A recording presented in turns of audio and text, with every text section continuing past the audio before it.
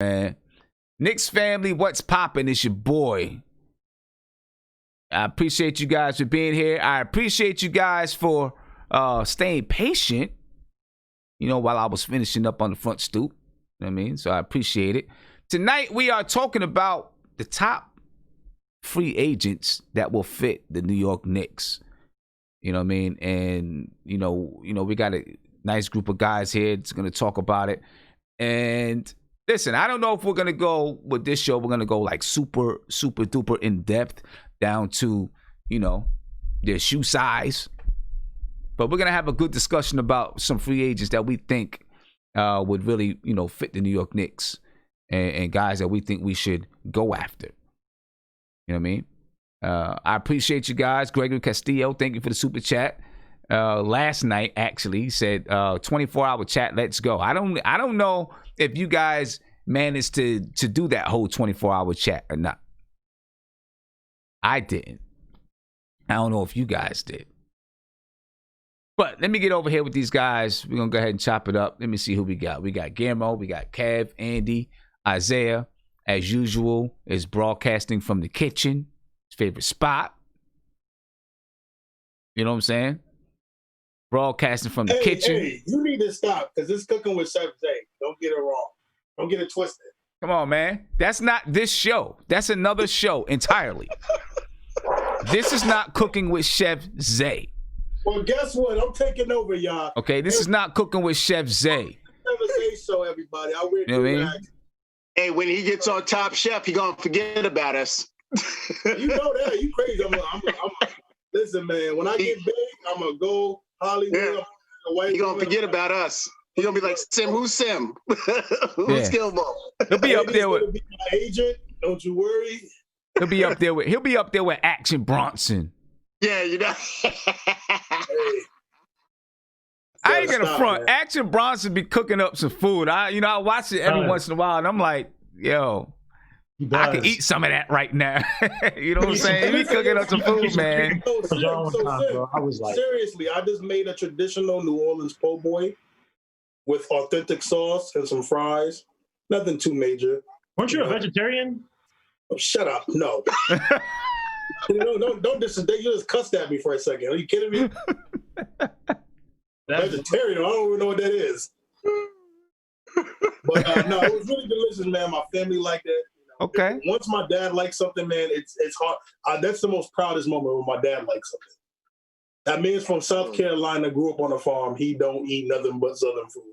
But he's probably lying, right? Huh? Happy? Oh, shut up. No, he's not. My daddy loves me. So don't even do that. Aww. You guys, can we start the show, man? We can start the show. Yeah, we starting the show. We're getting into the show. Well, real quick, Delmar and Isaiah can have their own show together, man. That'll be box office. No, I don't want to. Don't do a show. Don't give this guy any ideas. I'm tired of this dude with his medium V-necks. That's a large. What are you talking about? Oh, shut up. Oh, man, now he wants to stretch it out.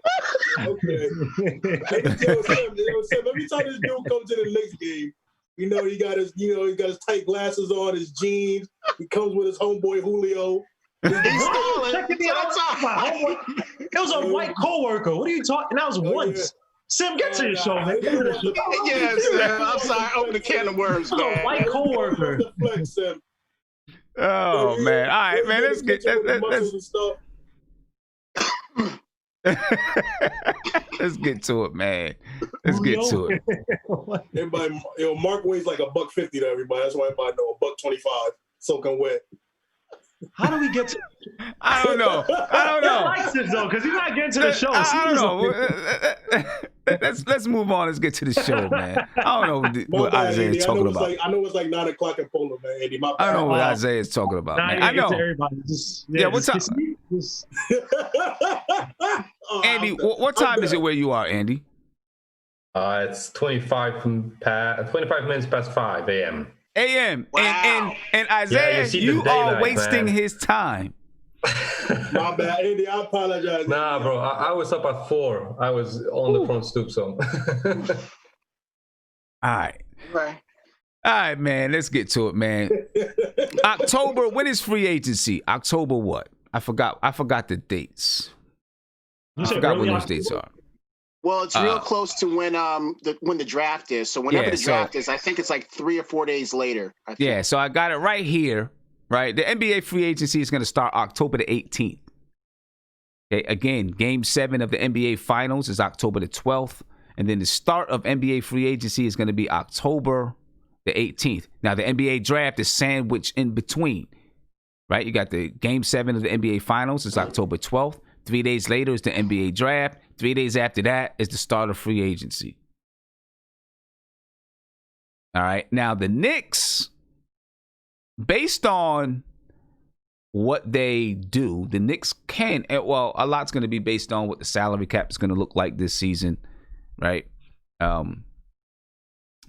don't know what the salary cap is going to look like this season. You know, with everything that's happened with COVID-19 and all of that kind of stuff, nobody knows what the salary cap is going to look like. But the Knicks have a lot of players that they can let go if they choose to, so that they can have a good amount of money for free agency. Right? You got, they can waive Bobby Portis. That's $15 million. Matter of fact, let me get this up here and do a quick calculation of what the Knicks could possibly have in free agency. All right, it's going to be a quick calculation. It's not going to be super accurate, but it's going to be a quick calculation. All right, so they can waive Bobby Portis. If they waive Bobby Portis, that's $15.7 million that they'll have. They waive Bobby Portis, which I believe is going to happen sometime. They're going to waive him, right? So that's $15.7 million. You see, I got my calculator out. Mo Harkless, his contract comes off the book, so that's another $11 million right there. All right, they can waive Taj Gibson. That's another $9 million. They can waive Wayne Ellington. That's another $8 million. Right? They can waive Elfrid Payton. That's another $8 million. Then you got RJ Barrett's on the books. Joakim Noah is still on the books. Okay, he doesn't, that $6.4 million doesn't come off the books until 2021, 2022. Frank Ntilikina's on the books. Dennis Smith Jr. is on the books. Kevin Knox is on the books. Reggie Bullock, his contract is $4 million. He got paid $4 million this year and $4.2 million next year. I believe they can also waive Reggie Bullock by June 28th. Yes, they can waive Reggie Bullock by June 28th as well. All right, so if they chose to waive him, that'd be another $4.2 million. And then you have Lonzo Trier. His contract comes off the books. Right, that's $3.5 million. Damian Dotson, his contract comes off the books. That's $1.6 million. And then you got Kadeem Allen, Ivan Rabb, Kenny Wooten. Those guys each make $80,000 a year. So that, doesn't really amount to nothing. The Knicks can have somewhere between $61, $62 million free if they so choose to. Now, you got to take out about $10 million, $9 million or so for their draft pick. That's about $52 million that the Knicks can have if they so choose. All right, that's about $52 million. So my question to you all is, how do you use that $52 million? Because let's just say all of those players are waived. Right? You waive all those players. That leaves you with Ignaz Brazdeikis, Mitchell Robinson, Kevin Knox, Dennis Smith Jr., Frank Ntilikina, RJ Barrett, and Julius Randle. So it leaves you with, how many players is that? Did you include Dennis Smith Jr., Sim? Yep, that includes Dennis Smith Jr. That leaves you with 1, 2, 3, 4, 5, 6, 7 players. $52 million, somewhere about 8 players, because you have a draft pick. Well, you got 2 first-round draft picks, right? So, you're talking about, that's going to go down to about $49 million because you got a late first round draft pick, or maybe $50 million. Let's say 50 because you got a late first round draft pick. Who knows if you're going to sign the second round draft pick? But you if you draft somebody in the first round, you have to sign that person. Right. So that leaves the Knicks with 9 players on the roster, which includes the 2 draft picks, assuming that they draft 2 players in the first round, and then about $50 million in free agency to use in free agency. So, Andy, I'm going to start with you. Where do we go in free agency? Sam, I actually prepared for the show a bit, and I looked up the unrestricted free agents and the restricted ones. Okay. There's a couple of guys that the Knicks are rumored with. We got that Davis Bertrand that Isaiah didn't know the name from the Wizards. The Latvian dude that played with KP on the national team, the 3-point shooter. Mm-hmm. There were talks about Gallo coming back, but there's actually plenty of guys that are in this free agency that won't command a full maximum guaranteed contracts, maybe except Ingram, that I would be interested in. But there's actually a couple of guys that but I don't know if you want to go by position, by what kind of sort. Let's start with just names. The top 20. Let's start with maybe the top 20. And I'm looking at a list now, and I'm just going to name off some guys that could be top 20 free agents for the not for the Knicks, just top 20 free agents. Yeah. All right, not for the Knicks. This right here isn't for the Knicks. This is just top 20 free agents. Okay. You have the possibility of Anthony Davis. Now, it seems highly unlikely that Anthony Davis is going to, opt out of his contract or, however it goes, right? It seems highly unlikely, but you just never know. There is the possibility that Anthony Davis could be a free agent come October. I doubt it, but it's a possibility. All right. And we'll get in when we're talking about these players. We'll start to get into how much money you would have to pay each player and stuff like that. Brandon Ingram, he's a restricted free agent. Now, we're going to talk about Brandon Ingram because that is a player that I want the Knicks to pursue. We're going to get into Brandon Ingram. Fred VanVleet, he'll be an unrestricted free agent.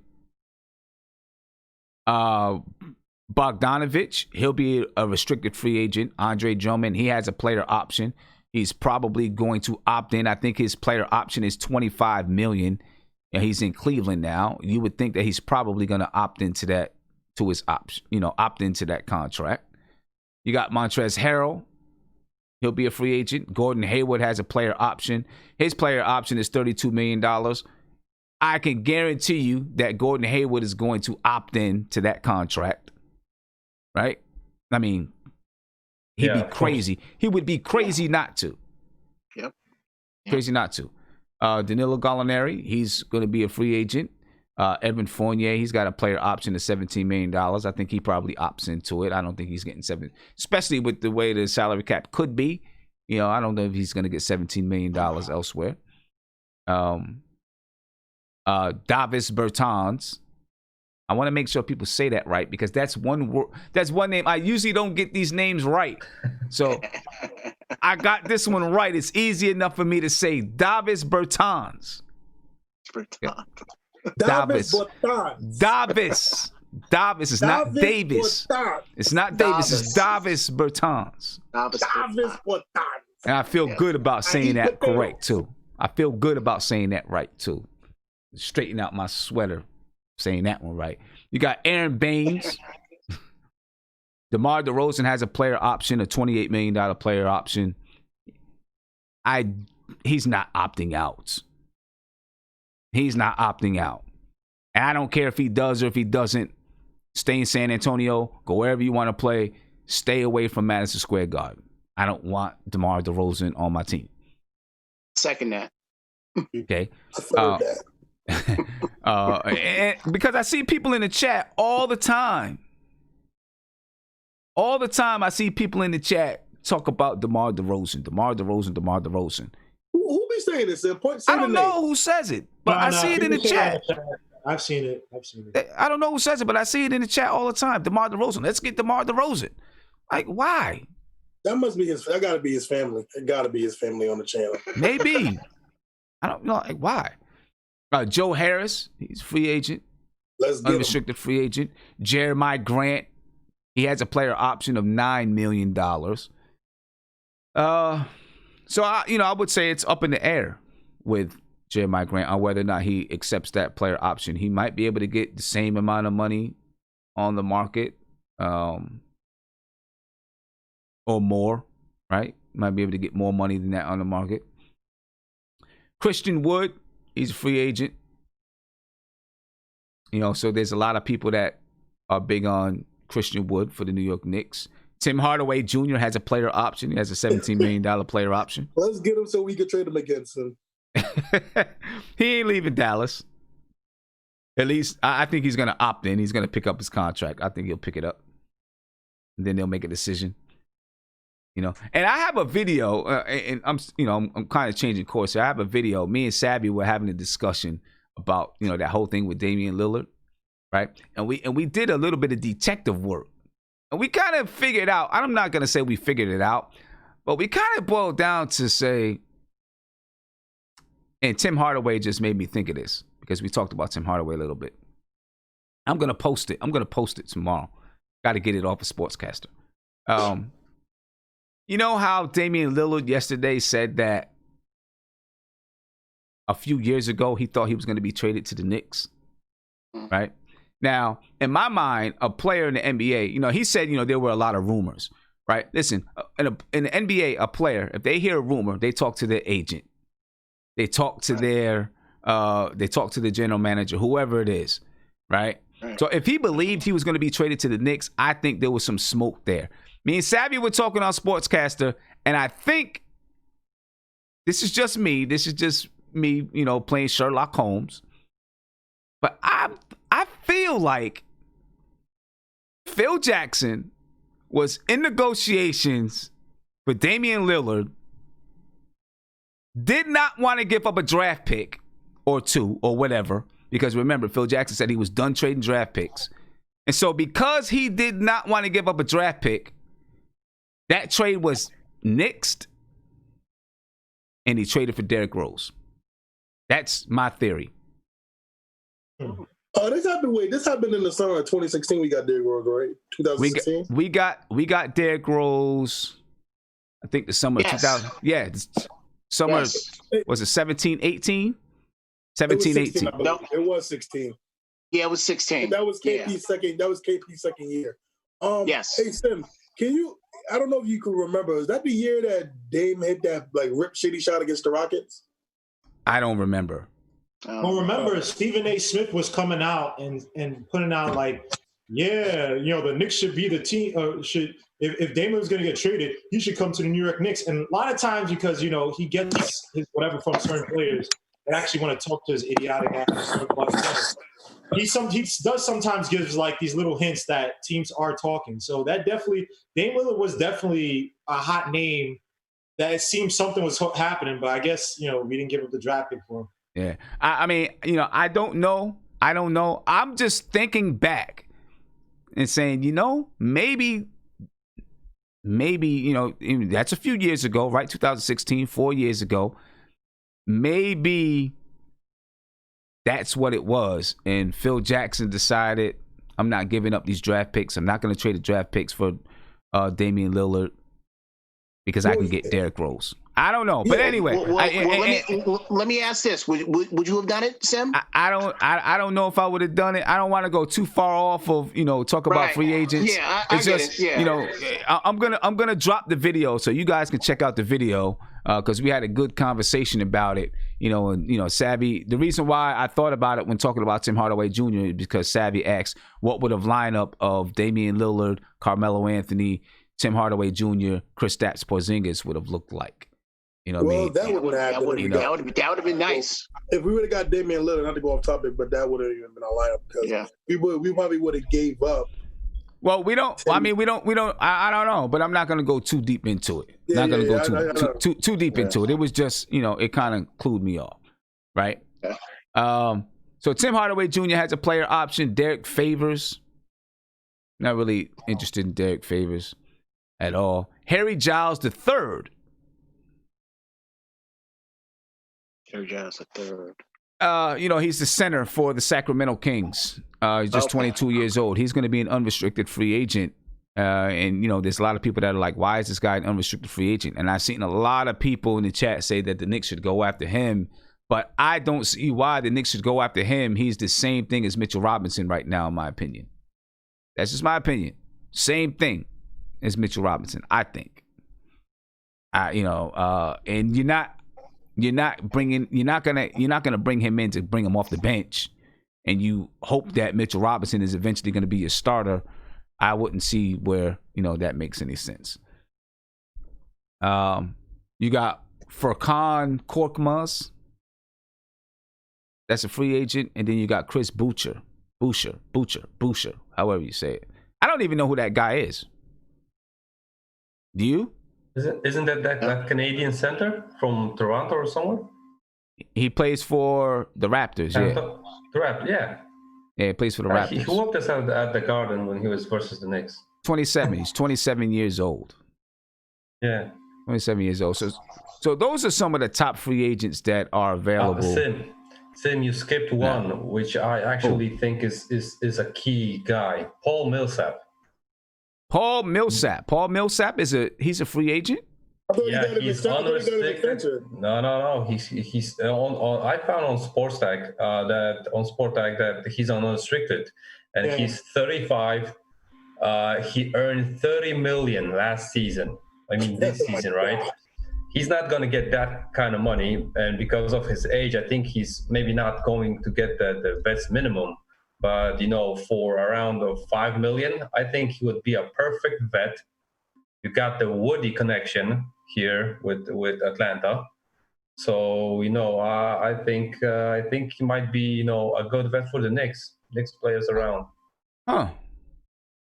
Hey, okay, so last year, the Nuggets picked up his option, his $30 million option, right? So he's an unrestricted free agent. Yeah. Yeah. How about the other? Isaiah, I'm sorry. Did you want to say something? I'm sorry. Oh no, you can go. Hey, brother Kev, you can go, brother Kev. Don't worry about it, brother.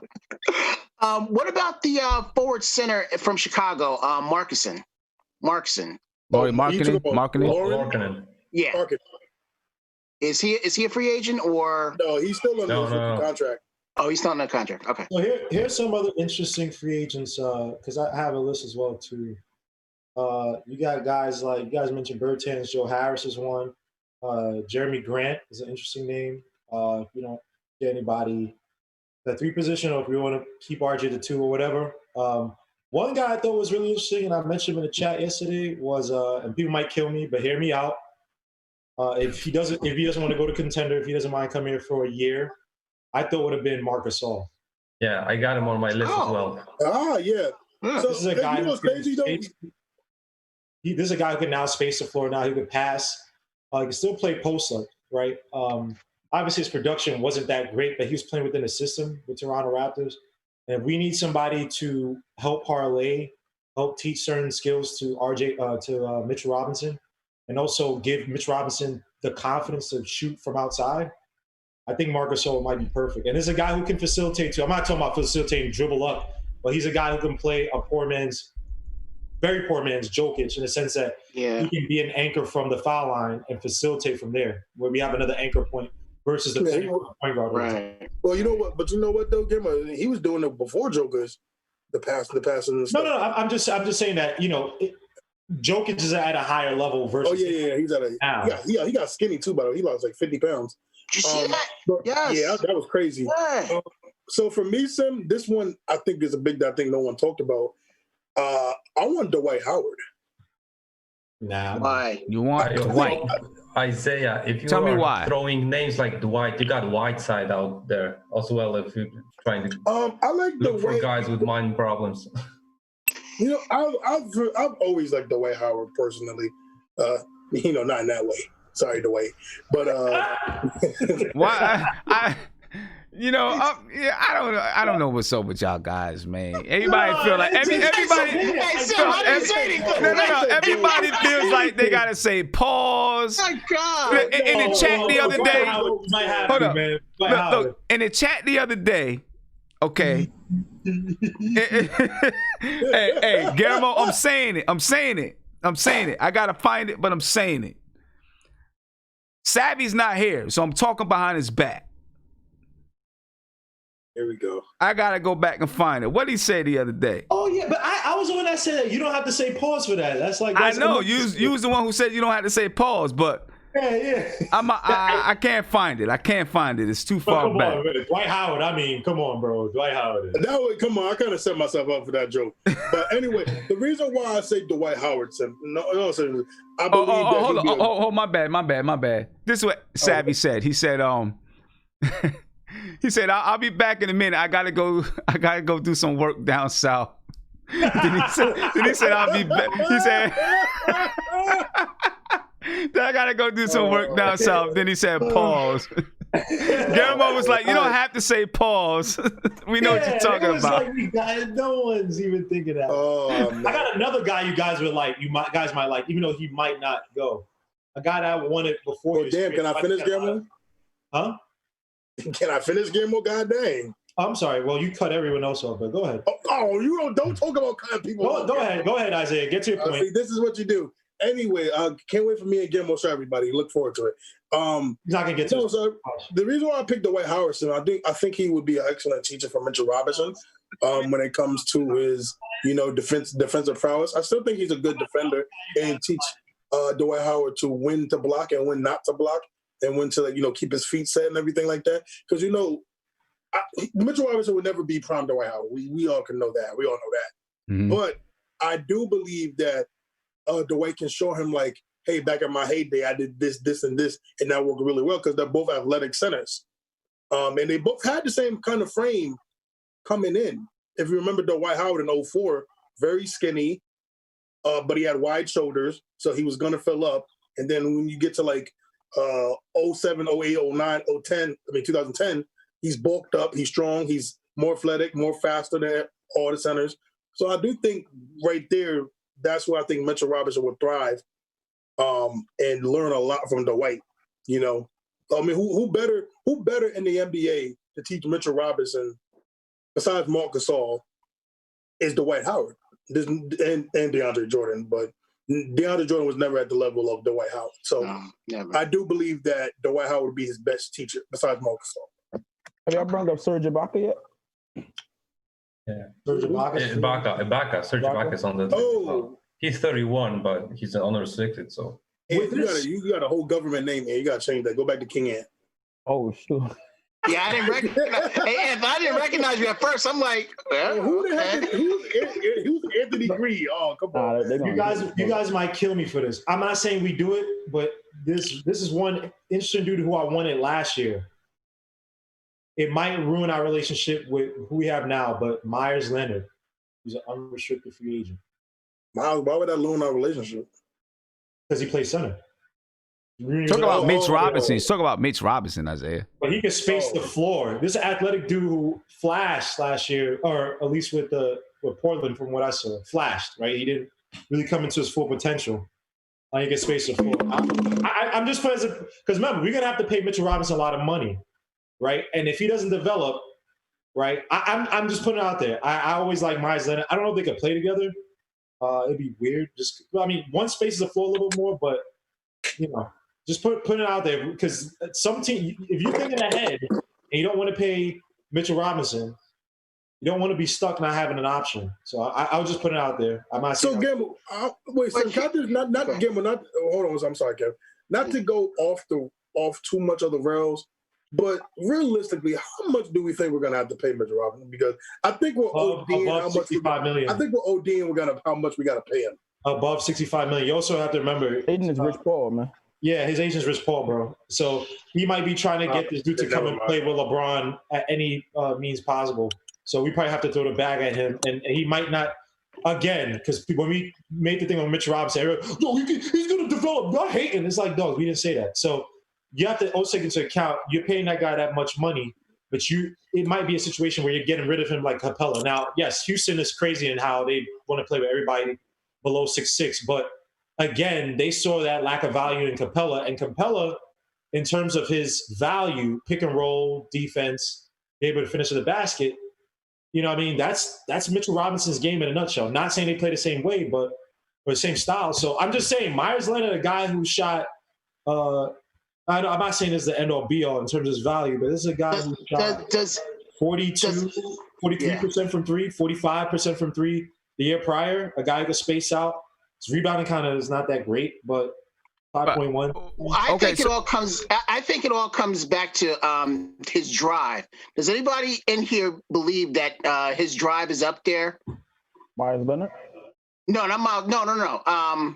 I'm talking about Mitchell Robinson, because if we're talking about contracts and everything, yeah, you want to see Mitchell Robinson be up there as far as points and rebounds, and it all starts with his drive. Does anybody in here think that he has the drive? Oh yeah, he has the drive. Yeah, I think he does. I definitely think he has the drive. My question, Guillermo, you said Myers Leonard. How long of a contract are you looking? Would you be looking to give Myers Leonard? That's the thing about. I'm not sure, man. Because if you give him a big, you'd have to give him a. What you have right now? He's making. Hold on. 10 million. 10 and a quarter. 5. You got to pay him at least $15 million, at least. Yeah, and he's 28, so he's gonna look for the long deal. I'd rather overpay for Serge Ibaka for 1 year. I feel like he fits better next to Mitch. He's like a Bobby Portis that plays defense. But Serge Ibaka is doing well in that Toronto offense, right? I mean, he wasn't the resurgent Serge Ibaka when he was with the Magic. I don't know. Are the Raptors going to stay that way, or are they going to try to, shake it up? I wouldn't want Serge Ibaka.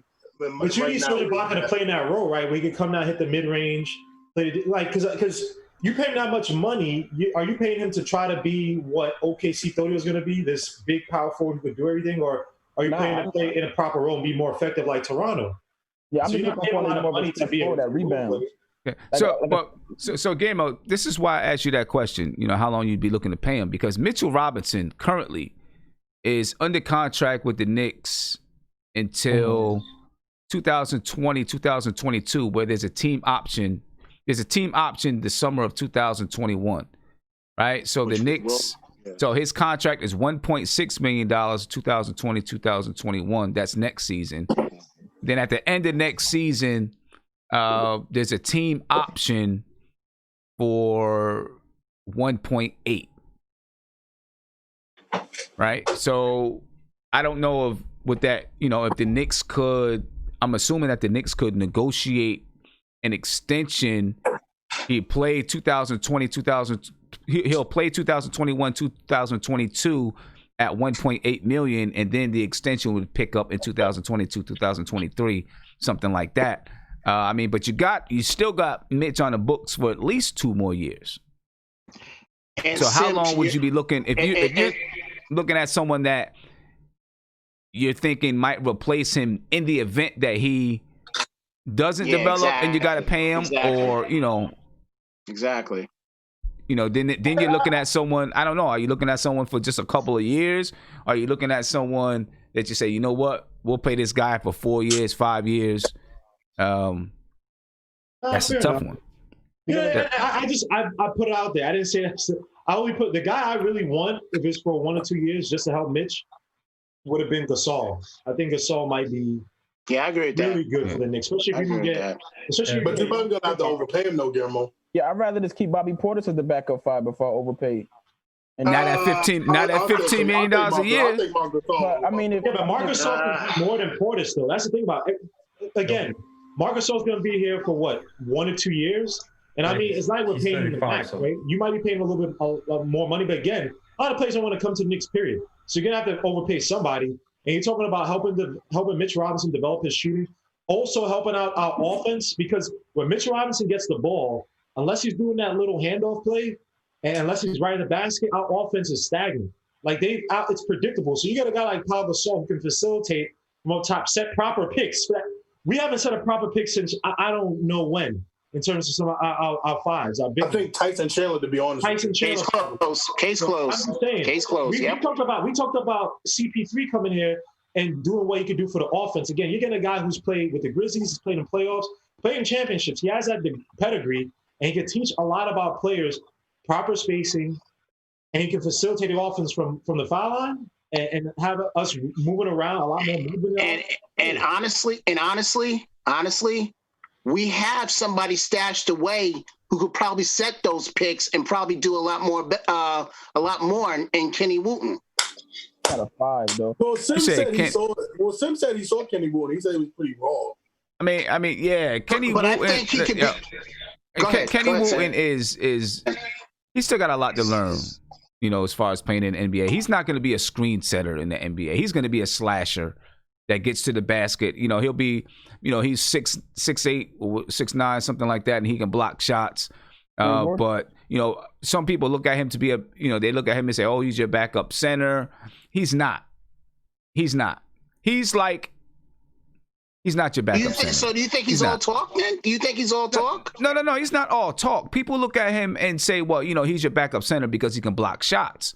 He's not your backup center. He's not big enough to be a backup center. He's going to be a slasher to the basket. He's not posting anybody up. You know, he's going to get his buckets off of oops to the basket, in transition, slash into the basket, one dribble, go in. Some putbacks, where, someone shot a 3 or whatever it was, or, it bounced off the rim. He was able to come from the top of the key, follow it up from the top of the key and bang it home. He's going to be that kind of a guy. Okay. All right. Cleanup guy, Cleanup guy. We still need that guy, though. We still need that guy. Yeah. You still need that guy. But, a lot of people always say you got him as your backup center. And I don't see that. No, I don't see him being right now. He give us more fouls than production. So I mean, people want Kenny Wooten to come up, but I don't know if he's ready yet. I feel like he'll give us more fouls and boneheaded plays and actual production. Right? So King, let me ask you this: if we would have lost him, would you have blamed that on us that we would have lost him? If because we had to sign him because other teams were looking at him. I agree with signing him. I just know I see a lot of Knicks fans clamoring for him to get called up. I just don't think he's ready. All right. Okay. I don't think he's ready. Yeah, and to be honest with you, there were guys on that Westchester Knicks team that were more productive than Kenny Wooten. Lamar Peters. Yeah. There were a bunch of guys that were more productive. We need to give him a chance. Where's he gonna fit? Where's he gonna fit if you do draft a point guard? Unless they move on from either Dennis Smith Jr. or Frank Ntilikina, and then they bring up Lamar Peters to be, that third guy. You know what I mean? I don't know, where he fits right now, where he would fit. If they still have both Dennis Smith Jr. and Lamar Peters, I'm not seeing where. I'm seeing Dennis Smith Jr. and Frank Ntilikina, not seeing where Lamar Peters is going to fit, as far as bringing them up. Hey, one guy we didn't bring up at all, who's really interesting. And we're talking about a rebuilding team. If we get certain players back, say we get CP3 here somehow, do we bring back Marcus Morris? Nah. I got two more names. Nah, I'm straight on that. Unless we can finesse the Clippers for a first round pick again. In all honesty,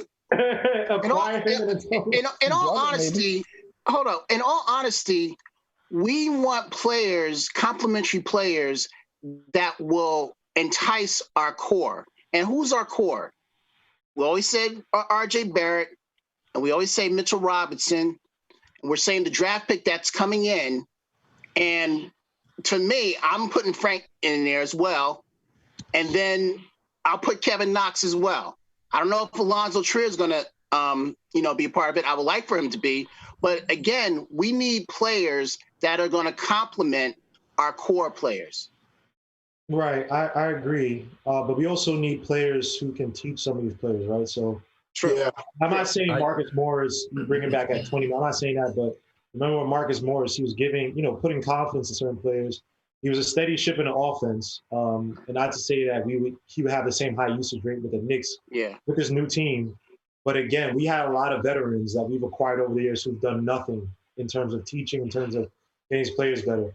And two guys who I got a lot of respect for what they did, Marcus Morris, and getting people putting more confidence in players, and DeAndre Jordan for what he was doing with Mitch. Yeah. So okay, we got to look at players. We talked about Jarrett Jack, right? And so we also got to look at some of these free agents, guys that we may have to overpay, but who are going to teach these guys and help us create or implement whatever offense. Okay, I'm gonna throw this one at you. What about Taj Gibson? Would you keep him? Yeah. Yeah, I keep Taj. Okay. Okay, He's probably the only one. All right, so now I would keep Taj, but not at $10 million a year or $9 million. I agree with you with that, Sam. Yeah, I agree with that. Yeah, I agree with that. All right, so let's do this. Let's start looking at it by position. Yeah. Right? Let's start looking at it by position. We'll start with point guard. All right, we're going to start with the point guard position in free agency and whether or not we need to sign a veteran point guard, or are we just going to rock with the young players? And if we do, who are we looking at? Let's start with the point guards. Andy, I know you said you got a list broken down. Let's talk about some point guards. About the point guards, a name we didn't mention. He has a player option, but I don't know where he's going to go with that. There's also Rajon Rondo. He's 34. I don't think he's going to expect much money. He was playing this season for $2.5 million, so I don't know if he's going to demand, a huge paycheck. And we didn't mention. I think at least I didn't hear you mention Goran Dragic, but he's not my favorite. I don't like his game style and stuff like that. So from those point guards that we mentioned, Fred VanVleet would be my favorite one. But do we have to go this way? He's going to command a lot of cash.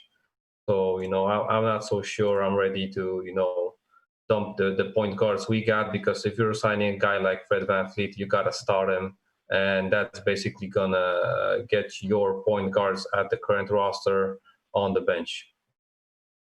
Andy, if we do not get, let's say, LaMelo Ball or any point guard in the draft, would you rethink that? Yeah, if it depends on many factors, as we all know, right? But if you're just asking for a point guard that we have to pick from these free agents, imagining we get, I don't know, a center from the draft or something like that, you might consider it. Though I still would go with the Frank at point guard for me. For my basketball philosophy, I would stay with Frank. What's the scenario we don't get a point guard, though, in the draft? There's so many to choose from at this point. That's the thing, man. That's the thing. That's why I didn't consider many point guards in the free agency now. I'd rather go with Kira Lewis or even, the later pick, a point guard. Yeah, I just want Frank as my backup. That's all. I want Frank as my backup. I'm all aboard the draft the point guard and sign Chris Paul train. I'm all aboard that train. Hey, guys, are there any reclamation projects of free agents that we might be interested in? Guys like Josh Jackson. No, I'm tired of that crap. No. But I'm not saying to make this. I'm not saying to pay these guys heavy money. But again, guys that we could possibly get on the cheap, and they could possibly, in some way, shape, or form, maybe reform their games with the Knicks. Well, if we get for example, right, if we get a player like Josh Jackson, I need Josh Jackson to be focused on D. That's what I want. I want him to be a slasher, focus on the D, focus on the 3-point shot, slasher. That's what I want. If we get a Josh Jackson and we work on that, Isaiah, then I got a perfect name for you, Isaiah. Chris Dunn from the Bulls. Oh, Chris Dunn. Yeah. And I'm going to say Moody, right? By the way. Yes, sir. New London. The Bulls are not getting rid of Chris Dunn. Connecticut. You said the Bull. Well, but he's a free. Okay, so he's restricted. He's a restricted free agent. Yeah. He's a restricted free agent. That team is so all over the place, man. You don't know what Yeah, people like to talk about the Knicks, but the Bulls, man. I mean, Jesus Christ, I think Jim Boyle was the worst coach in the NBA. No comment. No comment. Oh, yeah. From unrestricted ones, you got Michael Carter-Williams from the Magic. He was. I'm good. Yeah, but he was bumping around the league so many times that I don't think he's gonna need that 10th Wait, chance. do we count Chris Paul as a free agent, or is that like? Nah, he's not. Nah, he's not a free agent. He's not a free agent. All right, so some other guys you got out there, you got Jeff Teague, Reggie Jackson. Yeah. You got Frank Jackson from the Pelicans, but he's a you know what, Sim? I think a lot of those guys, like the Jeff Teagues and the Reggie Jackson of the world, I don't think they're really I don't think they're looking for. I think they're looking for championships. Reggie Jackson? Nah, man. Reggie Jackson. Well, I mean, I think I can see Jeff Teague going to like the Lakers or something like that. Reggie Jackson. I got another name I throw out there, Mike Conley. But I don't think he's a unrestricted one, right? I don't know about Mike. Is he restricted? Listen, no, he has a player option, man, but he has that humongous contract, so he's gonna opt get that in. money, man. You know what's crazy though, Sam, with Mike Conley, man? I was really excited to see the Utah Jazz because I was like, finally, man, they got a point guard. I'm thinking this is what Mike Conley needs. He got a young shooting guard, a good defense. I mean, I thought it was going to be Mike Conley like when he was young Mike Conley on the Grizzlies. That dude just disappointed. He must either had an injury because he's just bad right now. So let me ask you guys this, and then I'm gonna get to a phone call. All right, because it seems like the best point guard on the market is Fred VanVleet. He's unrestricted. He's averaged 15 points a game. Shot 49%. From the field, and fits the timeline. I'm sorry. He shot. He averaged 15 points and 49% over Toronto's final 8 playoff games. Through 45 games in 2019-2020, he's averaged 18 points, 7 assists, 3.7 rebounds, 2 steals a game. He'll probably command a contract that's a little more than $100 million, for 4 or 5 years or whatever. Is he worth that to you? Hey, so can I just say this right now, man? This might be an unpopular opinion. I agree with you. I don't see what a lot of Knicks fans see in Fred VanVleet or Fred VanVleet, like what a lot of people do. I personally think he's a great system player. I believe the system that he truly thrives in, and that because when you get it's hard when you get teams that are like that, teams that win championships, like system teams, because they work as a one. They work as a great one unit. And he fits that Toronto thing. He fits that Toronto thing. Yeah, they're not like, for example, right, and I know this is extreme, but they're not like OKC where you can see, okay, maybe James Harden can be a star if he's played on a different role, because he basically plays starter minutes. Now, Fred VanVleet just scares me if you pay him this money. Smells like Jerome James. Yeah, Case Club. Hold on. I way disagree with that about Jerome James. Come on, 3-point goal. Fool's gold, man. Now that's way out of bounds. Come on, Ant. That's way out of bounds. You want to say Jerome James? Yeah, bro. Jerome James did it for one game. At least he did it for a season. And Isaiah Thomas gave him the max. Come on, man. We got cheap suit. Oversized suits. Yes. We were talking about reclamation projects. I didn't see Jordan Clarkson mentioned. Jordan Clarkson, I think he's bound for like a super sub role, man. Would he take that with the Knicks?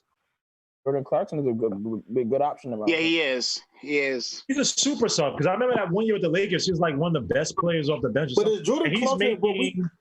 Is he not Alonzo Tripp, basically? Is he not Alonzo Tripp? I think he might be better at this point, but he's 28. And I think he's going to jump. I think he's going to jump to a crappy, not playoff team just to show off his skill set. And what about the Gremlin from OKC? You said the Gremlin, man. You going to hell? What's his name? No. The guy backing up. Dennis Schroeder. Yeah, Schroeder. Oh, Yeah. Dennis Schroeder. He's not going to hell. You going to hell, man. He's not a free agent. We have to trade for him. You have to trade for him, right. So we talk about free agents here. Okay. Yeah. I mean, would you get Tony Snell? Well, I mean, right now we on the point guards though. Oh, I'm sorry, my bad. Yeah, on point guards right now. You know that we got also Frank Jackson. I don't know if you guys, from the Pelicans, the 22-year-old. He's a restricted free agent. Oh, I know you're talking about. You're talking about. He always, I mean, we got one more name versus the Knicks. I don't know if y'all consider him a point guard, but Langston Galloway is out there. That's true. Langston Galloway. We got guys like Langston. I'd rather give guys like Lamar Peters a chance. We talking about Fred. Exactly. I wouldn't mess with Langston Galloway. I mean, I think Fred VanVleet is definitely in a different class than Langston Galloway, though. You know what I'm saying? He left us. Screw him. He left us. He's at least Fred VanVleet. It's at least worth having a conversation. Langston Galloway. I mean, I know you'd only be paying him the veterans minimum, but he left us. What's the point? I mean, what would be the point, right? You might as well just play Lamar Peters. Langston Galloway has he played in the G League? Was he going back and forth from the G League for a little while? He did. He played with the Pistons. I know he played with the Pistons, but I thought when he was with the Knicks, I thought I seen him in the G League recently. I don't think he was. No, he wasn't. He shot 42% from three as well. But he's a shooting guard. That's a pure shooting guard for me. He left us, Kim. He did have a good mid-range on the Knicks, though. I'll give him that. He had a good mid-range. Yeah. And he defends, and he's a hard worker. He's nothing special. I mean, he left us. He left us. Solid role player. He left us. I haven't think. All right. People leaving us, man. He left us. Let's try to stay, one at a time if we can. I know everybody gets anxious. I don't know. I mean,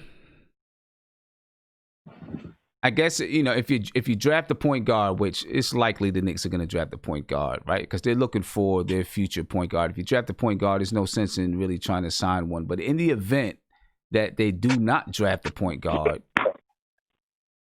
those are some names. Those are a few names that are available.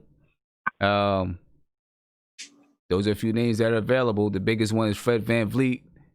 We named a few, but I'll just show a couple. Fred VanVleet, Rajon Rondo, Goran Dragic, Jeff Teague, Reggie Jackson, Chris Dunn, Mike Conley. There's some more out there, but I don't know. I tell you what. That year when Phil Jackson came in, I thought Rajon Rondo was going to be a Knick.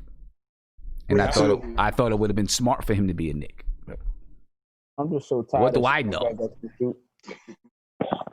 Rajon Rondo would have been perfect a few years ago, but he is done.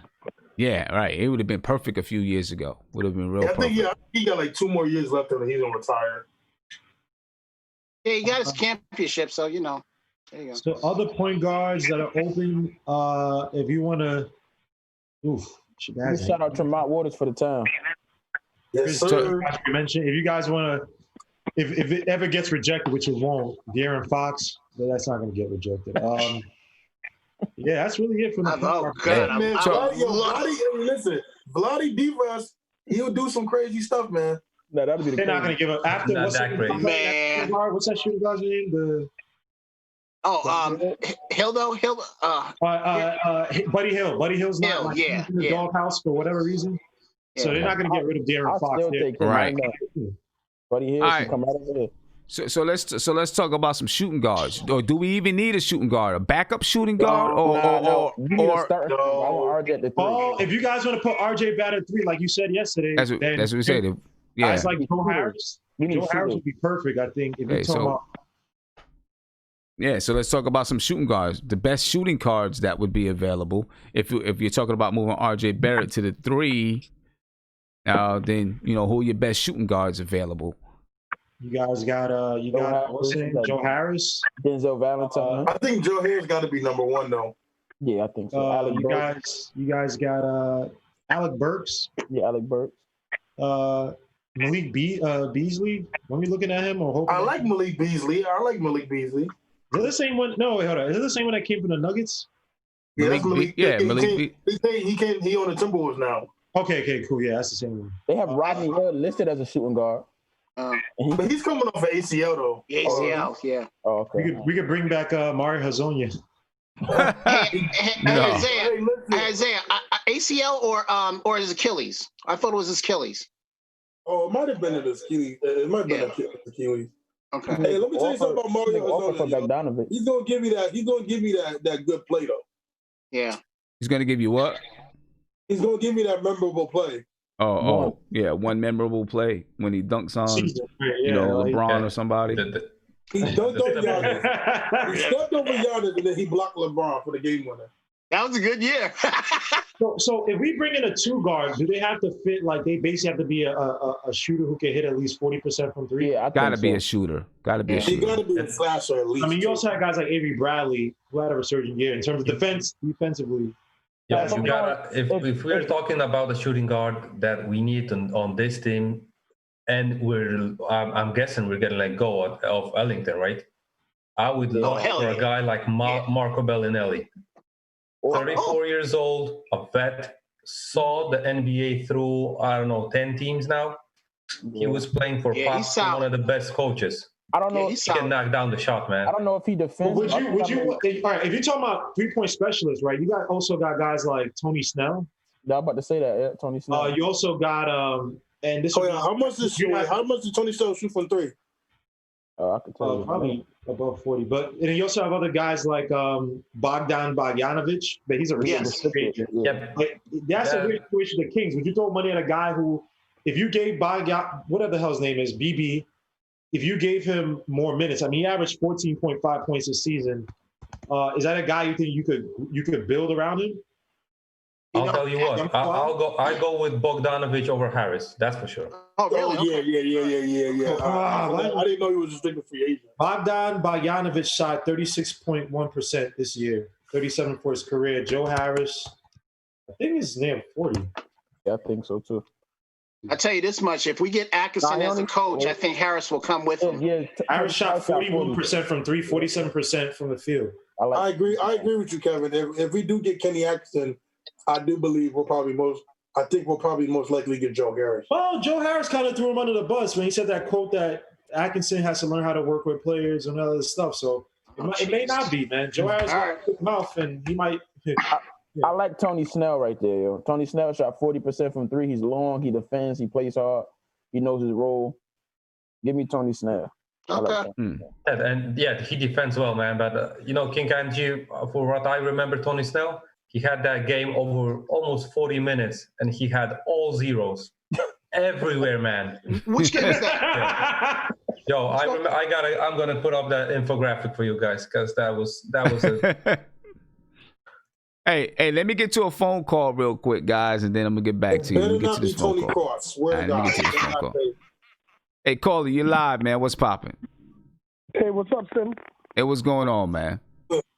Chilling, man. All right, so what's your thoughts? Right now we're talking about free agent shooting guards that might be able to fit the Knicks. What's your thoughts? Personally, I just say we sign back the ones we're going to let go. I mean, I let go of Bullock and I let go of Ellington, but I'd sign back Dotson and Trier. Why not? Unless the team goes and overpays them, I'd give Dotson 3 years. I'd give Dotson 3 years, 18, and let him and make him my starter. He knows the system. He's played with those guys. I mean, he's adult. He goes and plays defense. He can shoot when we give him time. He comes in and gives you points. I mean, I just don't see anybody exciting in free agency. We're letting go of Trier or Dotson or both. I mean, why not just shoot one of them the money, keep it in house, let the youth go? Like, I just don't think.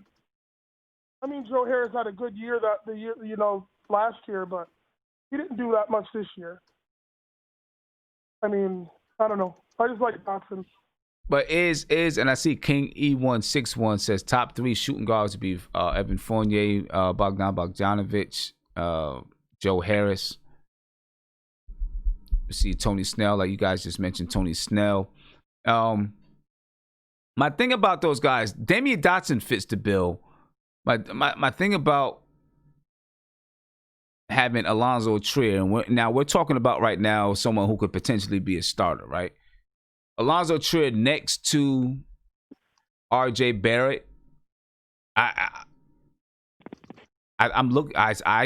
think a guy more like a Joe Harris, who kind of is a true shooting guard that doesn't need the ball in his hand, that can move off screens, spot up, shoot, those type of things. Haven't seen enough of it from Alonzo Trier. Obviously, he didn't play, a lot. But that's the prototype that I'm looking at. Those type of shooting guards that I think would fit best next to R.J. Barrett. You know what I mean? And that's the reason why. Now, Damian Dotson fits that. His playing time was limited, so we didn't get to see how consistent he can be. But that's the prototype that I'm looking at. Oh, no, I agree with you. I mean, Joe Harris is a good pick. I mean, I like him. I mean, if we're going to replace, because, you got to think all the players, if we waive everybody, I mean, you could keep a Dotson. I wouldn't get, if we got to get rid of Trier, hey, whatever, I wish him well. But I like Dotson. I just like his energy. I like him with those guys. I think, I just think he's a good player for that system. And Tony Snell, he was on Chicago, he's on Milwaukee, he never really just, he's, I don't know, he's older too. He's like, what, 27, 28? Roper. He's older. I mean, it's not like you're signing him to be your franchise player. You know what I mean? Yeah, but we don't need to spend the money. That's what we did this year. That's what I think. I think that's where more where I'm coming at. I think we did that this year. We went and just spent all the money, and we didn't have to. We could have played the young guys, and we got 2 first-round picks. So, and then they just hired this draft guru. They hired all these guys. We should have a coach in the next week. If we don't, I just think it's a waste of time. Pick a coach already. They're going to. Listen. They're gonna hire some. Look, they're gonna hire some. They're gonna not hire. Hire.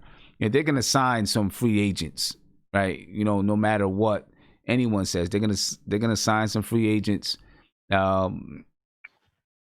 You're talking about guys like Mitchell Robinson. If they waive everybody, Mitchell Robinson, R.J. Barrett, Frank Ntilikina, Dennis Smith Jr. Those are all young guys, and then your draft pick. Those are all pretty young guys that would still be playing. We say it a lot. We say it a lot all the time. It was really basically 2 young guys that didn't play, right? And I don't even know if you want to count Damian Dotson as a young guy. I don't know if you count either one of those guys as a young guy, really. Because I know they've been in the league for only 2 seasons or whatever it is, 2 or 3 seasons.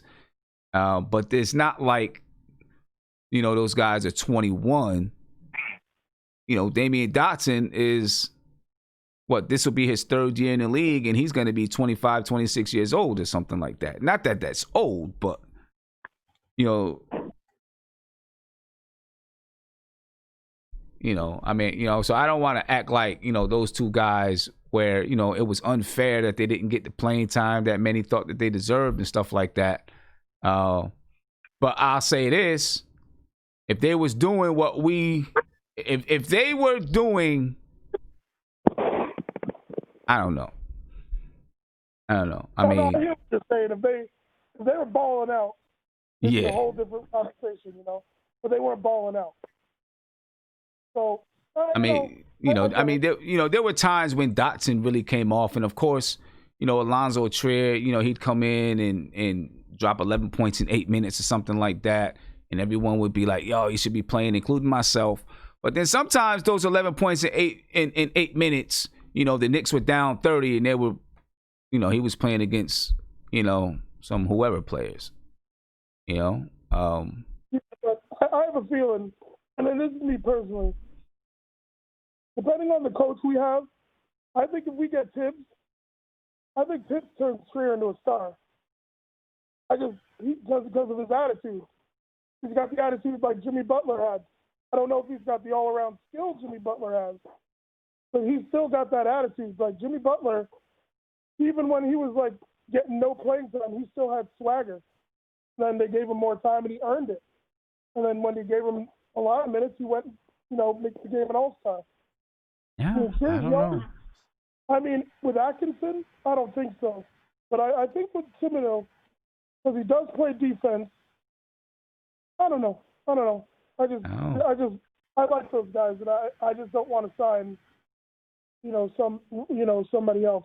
Yeah. Just, I don't know. All right. I don't know what we're doing. Yeah. Well, I just don't think shooting guard was our bad point. I just think we need a backup big and a. Well, it all depends. Well, you know, it's going to depend on, you know, what they're planning to do with RJ Barrett, what they think is going to be, you know, what's going to be best for RJ Barrett. And then, you know, some of those other guys, you know, and what they do with them. Hey, I appreciate the call, man. Oh, no, thank you very much, man. Thank you. Later. Get you another call here. Paulie, live on with Nothing But Knicks. What's popping? Hey, what's going on, Sam? Thanks for picking up my call, man. I just want to talk about the free agency class. All right. Yeah. What's up? We're talking about shooting guards right now. Oh, shooting guards. Yeah. Oh, man. I have 3 free agents that I like. I missed that. Talk about point guards. I mean, I'm okay with Fred VanVleet. Shooting guards, I don't know. That's a good question. Can I talk about small forwards? Too late? We're gonna get to that next, but right now we're just looking at shooting guards. What are the shooting guards available? I mean, we just named a bunch. We talked about Joe Harris. We talked about Tony Snell, Bogdan Bogdanovic. All right. You know what? I guess I'll call back. Sorry about that. All right. All right. Thanks, man. All right. Oh man, some funny stuff sometimes, man. Let me get you one more call. Let that boy talk about small forwards, son. Calling you live on dang, I keep wanting to say the front stoop. You live with Nothing But Knicks. What's popping? Hey, Sam, how you doing? It's Trevor Tappan, aka Nickel 911. How's everybody doing? I'm good, brother. How you feeling, man? I'm good. We talking free agents, right? Yeah, we talk about shooting guards. Okay, I would keep, like Dude said earlier, I'd keep Dotson. I'd bring Dotson back. Dotson was playing very well before the injury. For some reason, he never got back into the lineup. You know, so to me, that didn't make any sense.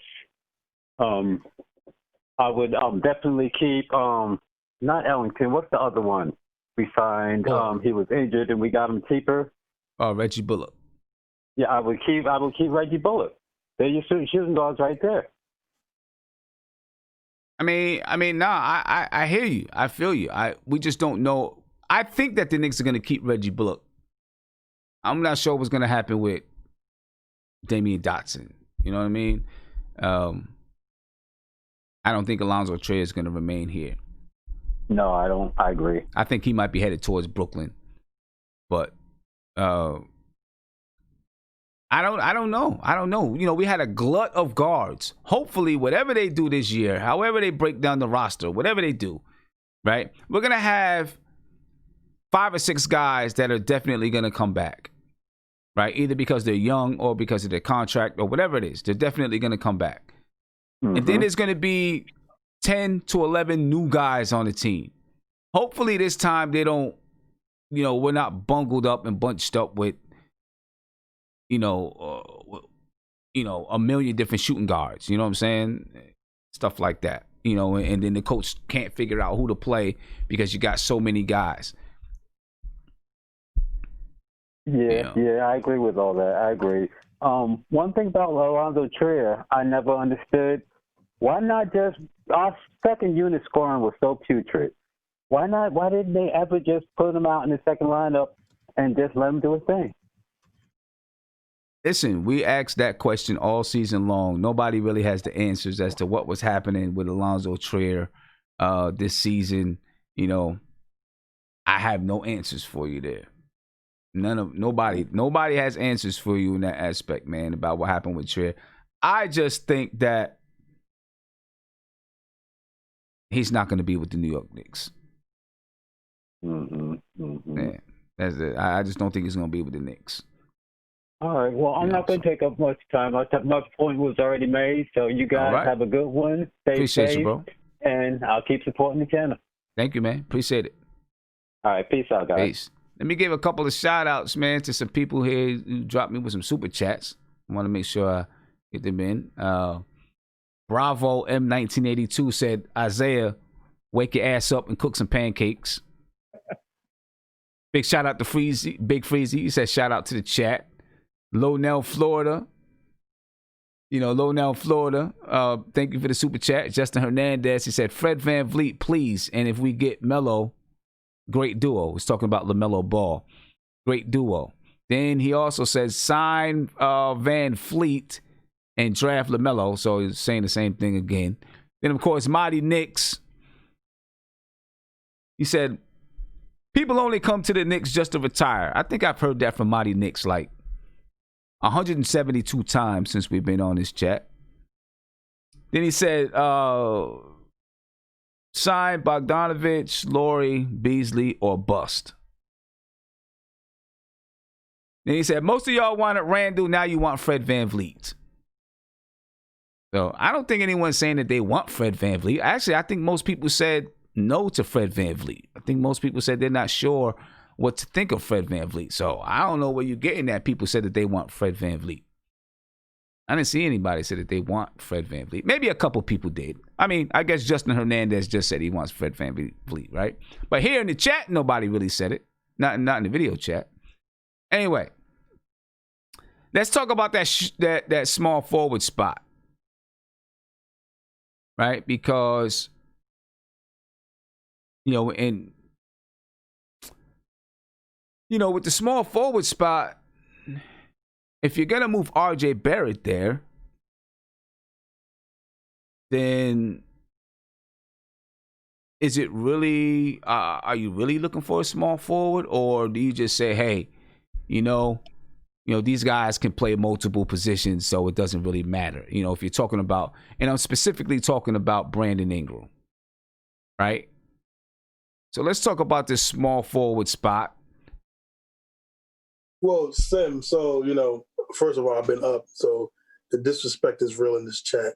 No, it's not. I added in wake your ass up. He just said make some pancakes. I added it in. So there you go. Now good. What? Now what?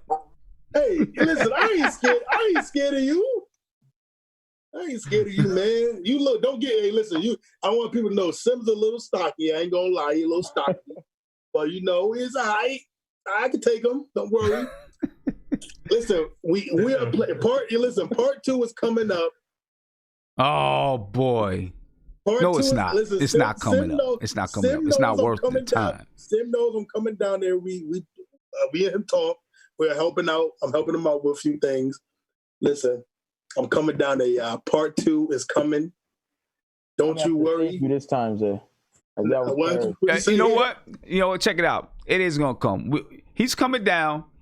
There's a little neighborhood. We're gonna clean up the court. We're gonna paint some lines on the court. We're gonna clean it up and get it ready for some camps for the kids and whatnot. But after we get it all done and we have an audience there, I'm gonna bust his ass in front of everybody. Oh, listen. Hey, let me tell you something. In front of everybody. Andy, that's what's gonna happen. Hey, Andy, listen, Andy. I'm gonna fly you out here just to come to Maryland. Don't be scared, Andy. It's a little rough, but don't be worried. You're gonna be okay. I got you, Andy. Listen, we're gonna videotape it and live stream it at the same time. You're gonna need some Connecticut support, Zay. Bro, I got it, bro. Listen, I got this, bro. I got CT on my back. Okay. Don't you worry. Okay.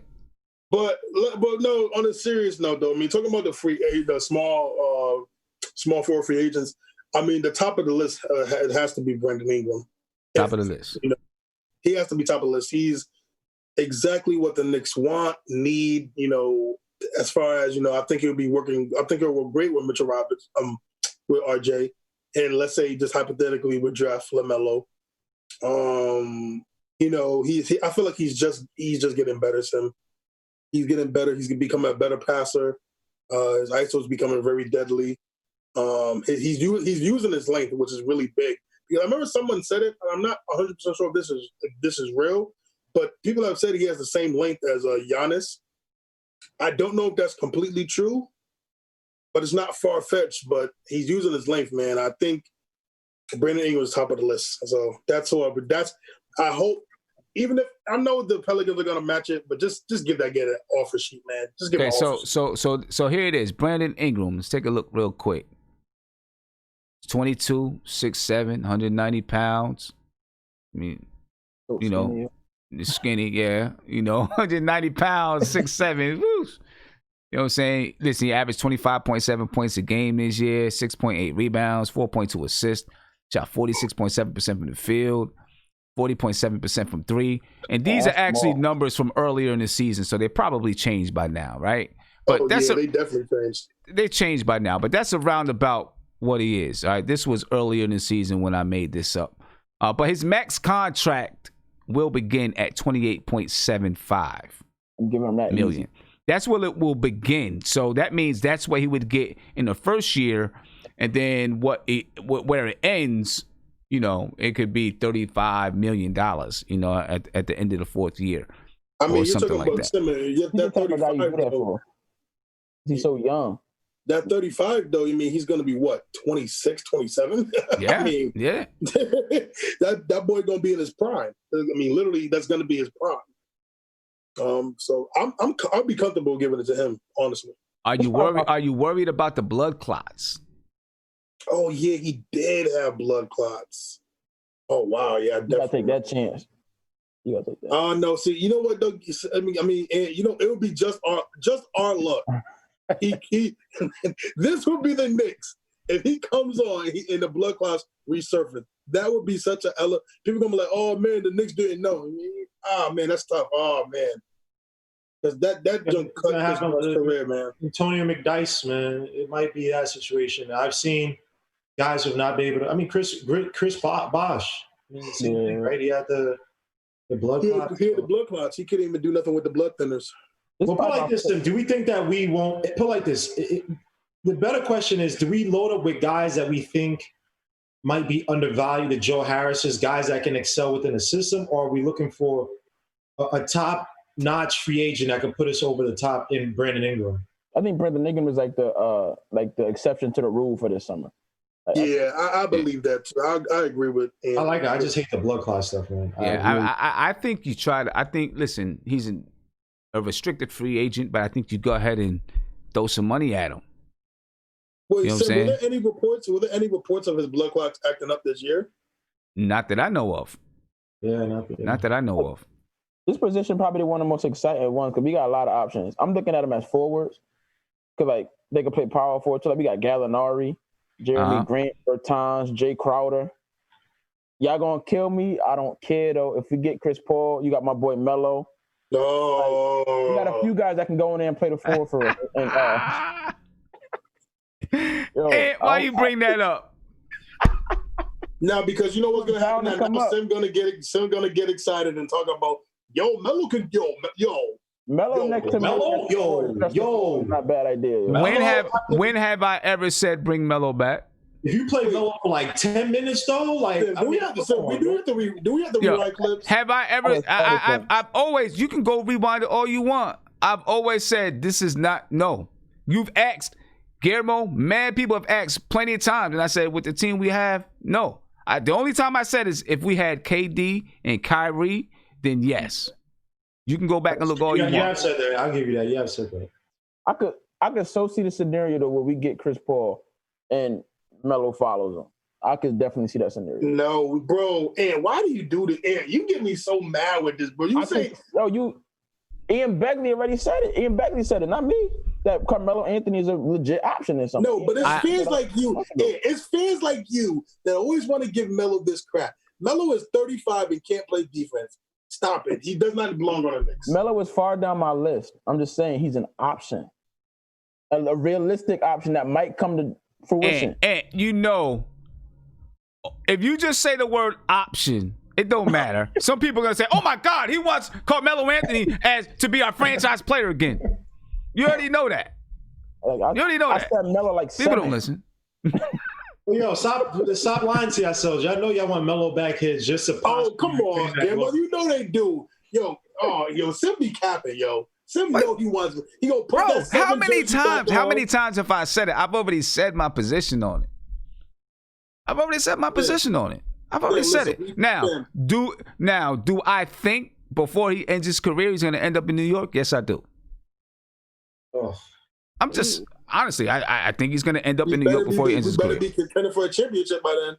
Melo's not even in my top 3 options, but I don't think it'll be the end of the world. I don't think it'll be the worst thing. Y'all say that. Y'all say that now. Then when Melo played 15 minutes, all ISO, not giving the ball to RJ. Well, RJ like this, I don't want to hear nobody say anything. He didn't do that last year, though. Who? RJ did it? Nah, Melo didn't do that last year. Well, he had no choice. He had to be unselfish. He literally had no choice. He had to play the company line, man. I'm good on Melo, man. So we had the small forward position now, right? Jay Crowder was there. We have Danilo Gallinari. We have all these other people that have better options. We have Danilo. So here's some of the other names. So we got guys like mentioned Jeremy Grant, who I think is interesting. He's more of a power forward. He's a weird player because defensively, there's an article I was just reading on him where like the OKC they rank like 99.7 or something in defense, but went in terms of like 100%, whatever that stat is, basically how much the other team scores. But then when he's off the court, they average 97.8, and they were saying like how his defensive positioning at times is really poor. So like the individual advanced metrics say he's not a good defender, but then he has good stats like blocks and like he's like for his position. And long. Yeah, he's like really athletic. And the weird thing about it is that is he progressing now? Because if you look at his stats, remember, this is a guy who wasn't shooting 3 all that well. And now he's shooting like almost close to 40%. Yeah, it's impressive. And you see him like when he was with OKC. I thought he was having a nice little thing with OKC, and then obviously got traded. So I mean, is that a guy? If we put RJ at the 2, is that a guy you think that he might develop into an 18-point player with really good defense? But is he a small forward? I thought he was a power forward. I'm looking at him as a forward. Nah, he's a small forward. He's 6'8". Yeah, but he plays more power. But he plays more power forward though now. From what I remember. You talking about Jeremiah Grant? Yeah. Yeah, I mean, I guess he can go in between. I think he does play more power forward. He could probably go in between. I mean, he's like Gimmo said, he's a good option like for his individual stats. I think he'll be a good scorer. Like I think he can if he's starting, I think he can give you a good solid 15. If he's coming off the bench, I think he can give you a solid 12. A lot of these guys could play both positions though. Like we talking about Gallinari, like. But I think we're leaving that. So what do we? So if we're looking at this, what do we do with Kevin Knox? Is one of my questions. Need to get in the I mean, he's still gonna be coming off the bench. He's not gonna be a starter. You gotta earn that. You gotta earn it. Yo, listen. I'm sorry, man, and we love Kevin Knox, but that boy need the G League like yesterday. He need to go in the G League, man. He's gonna have a prolonged summer, so yeah. I mean, at this point, you can't say that about next season. You just gotta wait and see what happens when the season starts, and then they can make a decision to send him down or keep him or whatever they're gonna do. I mean, nobody from the Knicks is gonna. Well, I guess they might have some little point at some time in September or something like that, where they have teams that aren't in the playoffs play some games or something like that, just so that they can stay in shape. Like a little summer league or something like that. A little league, a fall league or something, because they don't want them to go for that many months without playing. No, that's 8 months. Yeah, it's a long time. So I think Kevin Knox legit needs a stint where he's not playing part of the regular season. It's not a summer league with him. He needs a full, proper construction of his game on both ends of the floor. He also needs to learn how to dribble. I mean, how to create his own shot. How to create his own shot. He needs to work without the ball in his hand. He also needs to work on his confidence. And I think that's not just a summer league thing. I think that's a thing where you got to look at, damn, my NBA career might be on the fringes type of thing. And I think he really needs that. And I don't want to, again, one thing that one detriment with him getting playing time, obviously he's not doing it on certain positions, right? But I felt like him getting playing time, Patrick not getting playing time, sent the wrong message to certain players on the team. Where it's like, what are we running? Is this a meritocracy? Because this dude sucks, but this guy doesn't play. Obviously, they're playing different positions, but still. That's why I don't think that really happened that way, because they were playing different positions. You know what I'm saying? I mean, you had how many shooting guards on the team? Point guard, and you had combo guards between Frank Ntilikina, Dennis Smith Jr., could go back and forth between the shooting guard or point guard. Alonzo Trier really was only playing shooting guard. You know what I'm saying? You had RJ Barrett that could play some shooting guard. You had Wayne Ellington. You had Damian Dotson. You had we had 5 Reggie shooting Bullock. guards. That's 5 shooting guards we had. Right, but Sim, I still think that you could have played. It could have been to the point where you still could have found a way to play other small forwards or power forwards in his place, because he was that bad. He was that bad where you did not have to play Kevin Knox whatsoever this season. You would have been probably in the same position. I understand what you're saying, but nah, dogs, that dude was garbage. Last year's iteration of Kevin Knox is not playing for Tom Thibodeau. So. Oh, come on now. You know that. He not well, let's keep it. You know what? I don't know. I don't know. I think that, you know what I'm saying, maybe he's the kind of kid that needs someone like a Tom Thibodeau. Absolutely. You know what I'm saying? I mean, like, did you say he's not playing for him? I see what you're saying. You're saying Tom Thibodeau's not going to put him on the floor. I see what you're saying. I see what you're saying. But he might need someone like a Tom Thibodeau to really put that fire on him. Need him, but would he excel on him? Because what did he have, like, since somebody say, like, oh, his agent was talking about how, his confidence or something like that, then somebody call in? It's shot, bro. It is bad. It's done. I don't. No, his agent. No. No, not his. No, I thought somebody called in saying that his agent said that, not that his agent. Nah, I don't think so. I don't think so. I mean, maybe they did. I don't remember, but I don't remember that. But I think that he would respond to someone like that. You know what I mean? I think so. Would he respond? I think that he would. I think he would respond to Tom Thibodeau. Mentally weak, like when it comes to coaching. I think he's more mentally weak just with being on the floor. Yeah, with adults and stuff like that. I think he's just a young, immature kid. I mean, he's going to be 21, I guess, right? But he's an immature 21. And I don't mean immature as far as he's doing stupid stuff. Just a kid. But his brain is like even below 20. It's like his reaction time. It's one thing, like when T-Mac first came in, right? They were defensive. There were lapses just because he was over anxious and stuff, right? But everyone knew, all right, this kid got it. Not saying he's T-Mac, but Kevin Knox's mental, something is off where he doesn't, his reaction time is off. It's not just an effort. It's almost like the game might be too fast. And yeah, young players, some players, it's like that, but I don't know, something's really off about that kid. Man. I mean, Sim, he has a lot of bust potential to him. Kevin Knox needs to get pissed off. That's the problem. That's it right there. That's it. That's what I agree with that 100%. I think it's just that he needs to get pissed off, and I agree with you, Ant. I agree with you. I don't think. I don't know. I just pissed off when you weren't getting. Why weren't you getting pissed off when when people were literally writing reports about you? Like, dude, you have enough to get pissed off. I mean, he's had. Yeah, he had games where he. Yeah. Yeah, I mean, he didn't improve. But I don't get it. He didn't improve from that. So why we? I mean, he came. Like Ant said, he came out and he hooped.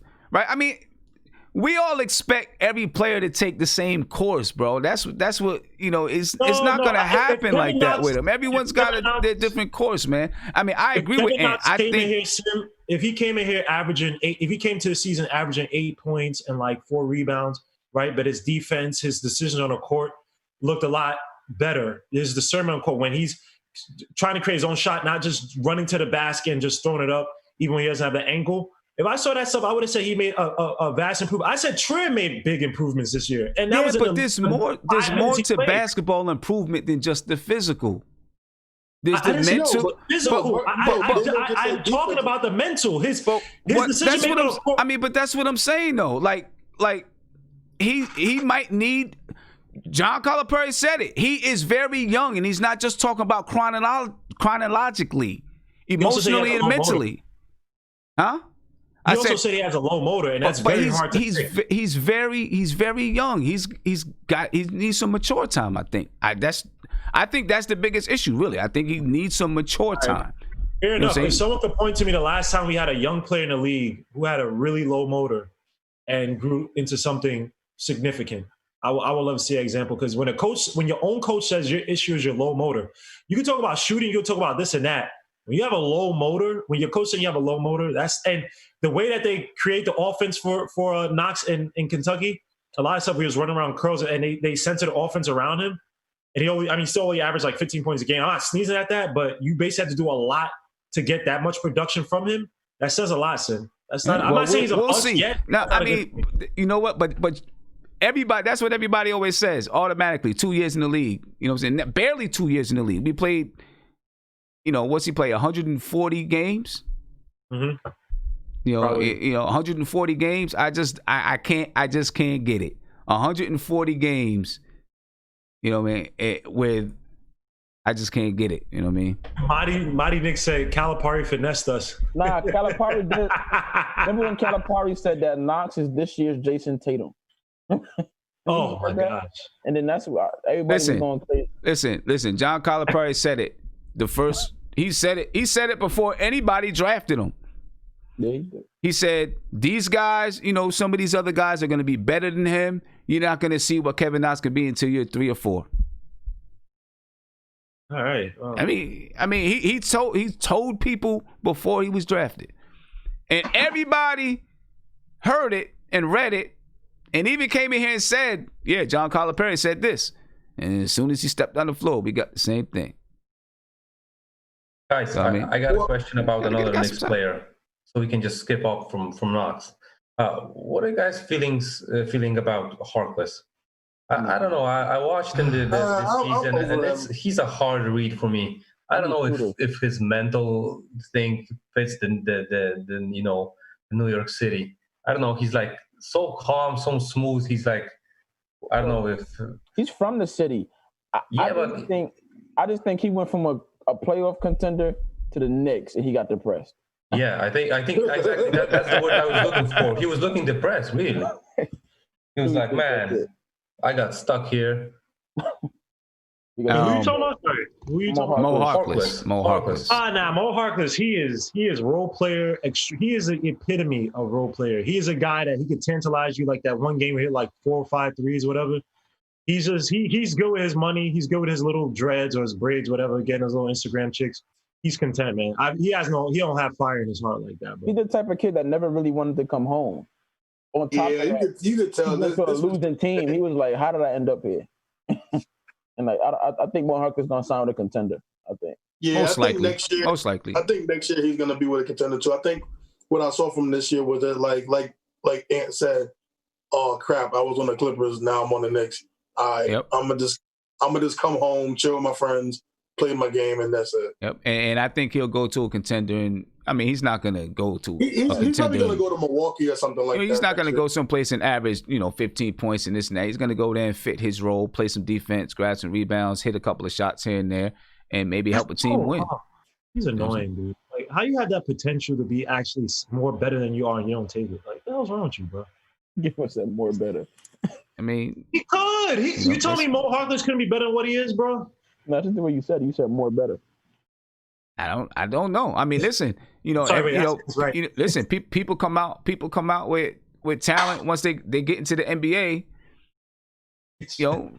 Things change. Like Tyson said, everybody got a plan until they get punched in the mouth. You know what I'm saying? Now you gotta plan again. You know what I'm saying? Things change. He realized he can get rich off of doing exactly what he's doing. He said, "Yeah, I think that's it. Yeah, because it ain't like he came to the league and he couldn't shoot threes. He could play. You seen flashes, and he's like, this is too much work. I ain't on that. I'm not trying to win chips. Caller, you live, man. What's popping? Good, man. What's the subject? I want to make sure I know where we're at. We talk about small forwards, bro. You there?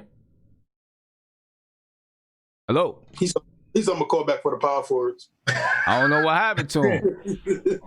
All right. What are you wearing? Why are you wearing that golden child hat? Yeah, what are you doing, Ant? Like, this is my ketchup and mustard do-rag. Nah, you like a banana. I got a McDonald's do-rag. All right, so looking at come again.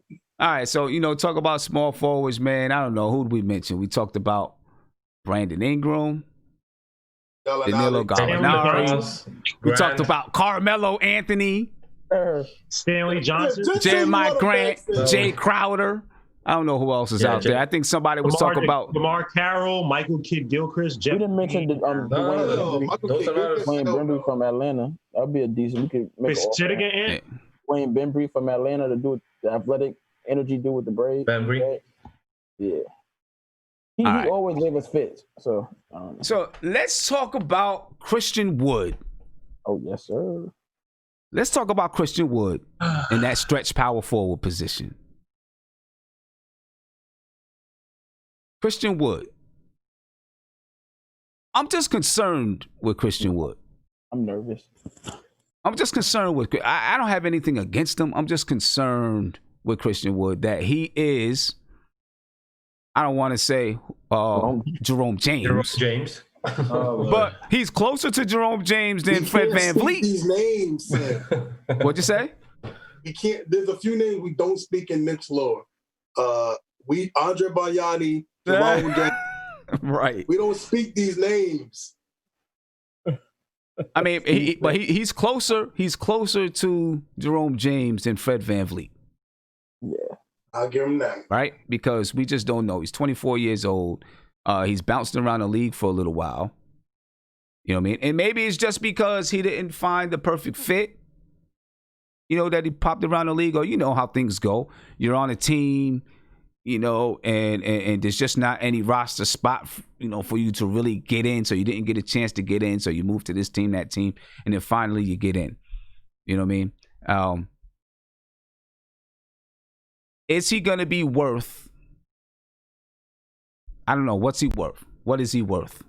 I feel like if we get him, he's going to become Sean Williams, and if somebody else gets him, he's going to become an all-star. Like, that's what I'm going to do. I agree.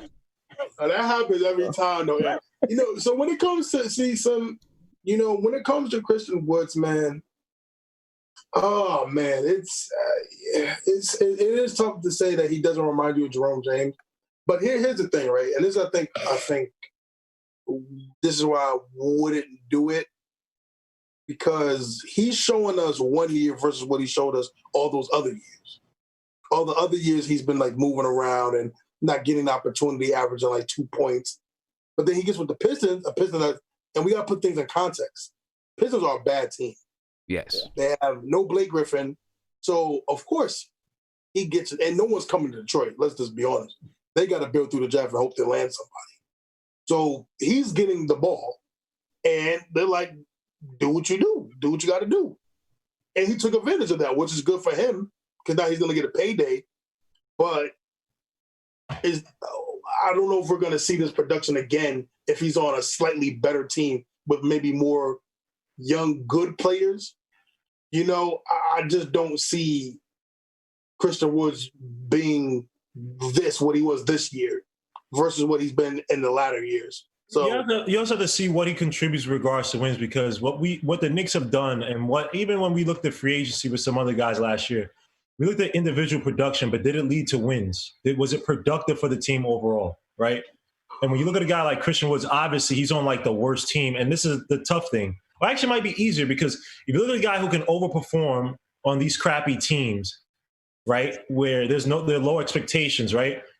His way of how what he thinks is productive might be counterintuitive or counterproductive to how we might see us winning, right? He might not want to do the dirty work. He might be like another Randall, where he thinks that, hey, I just got to score my 18, my 20, and I'm good. That means we good, and yet we're losing by 20 points or whatever.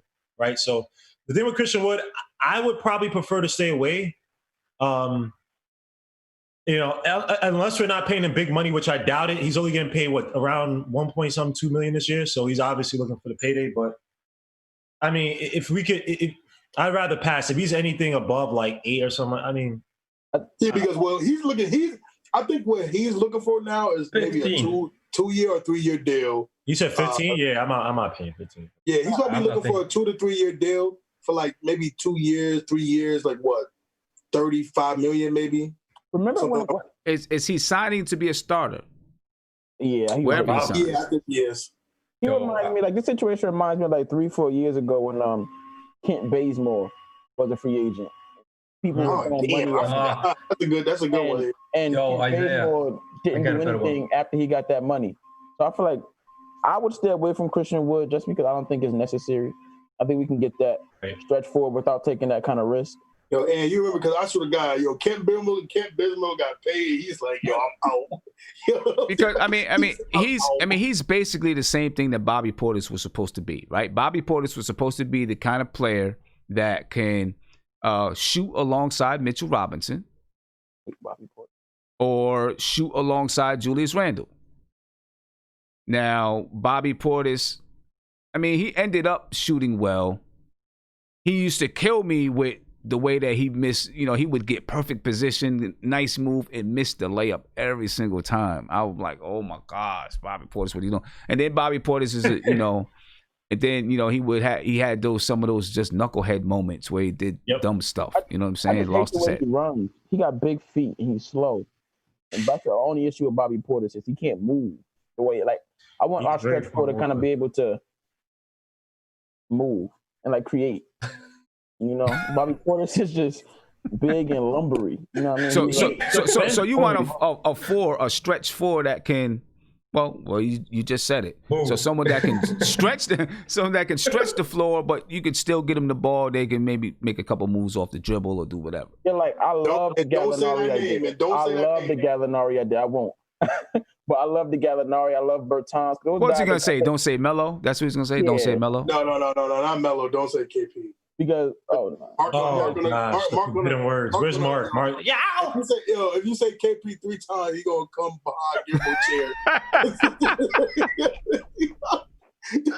Don't say KP 3 times.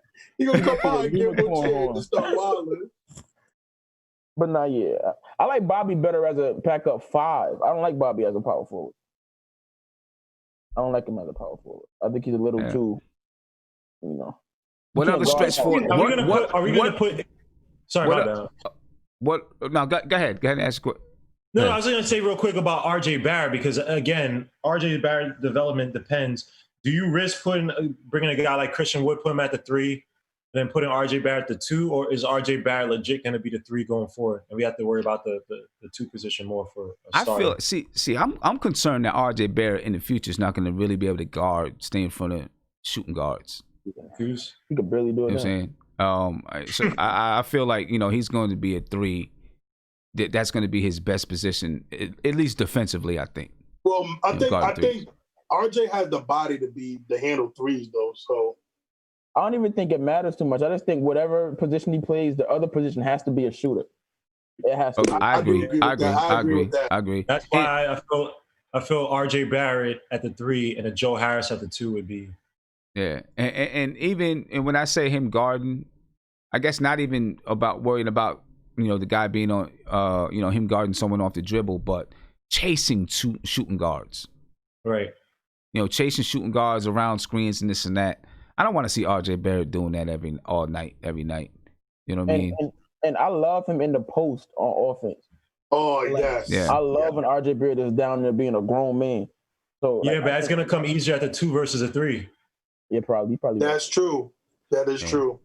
So what other stretch forward? You talk about Danilo Gallinari. He can be the 3 or 4. Bertans.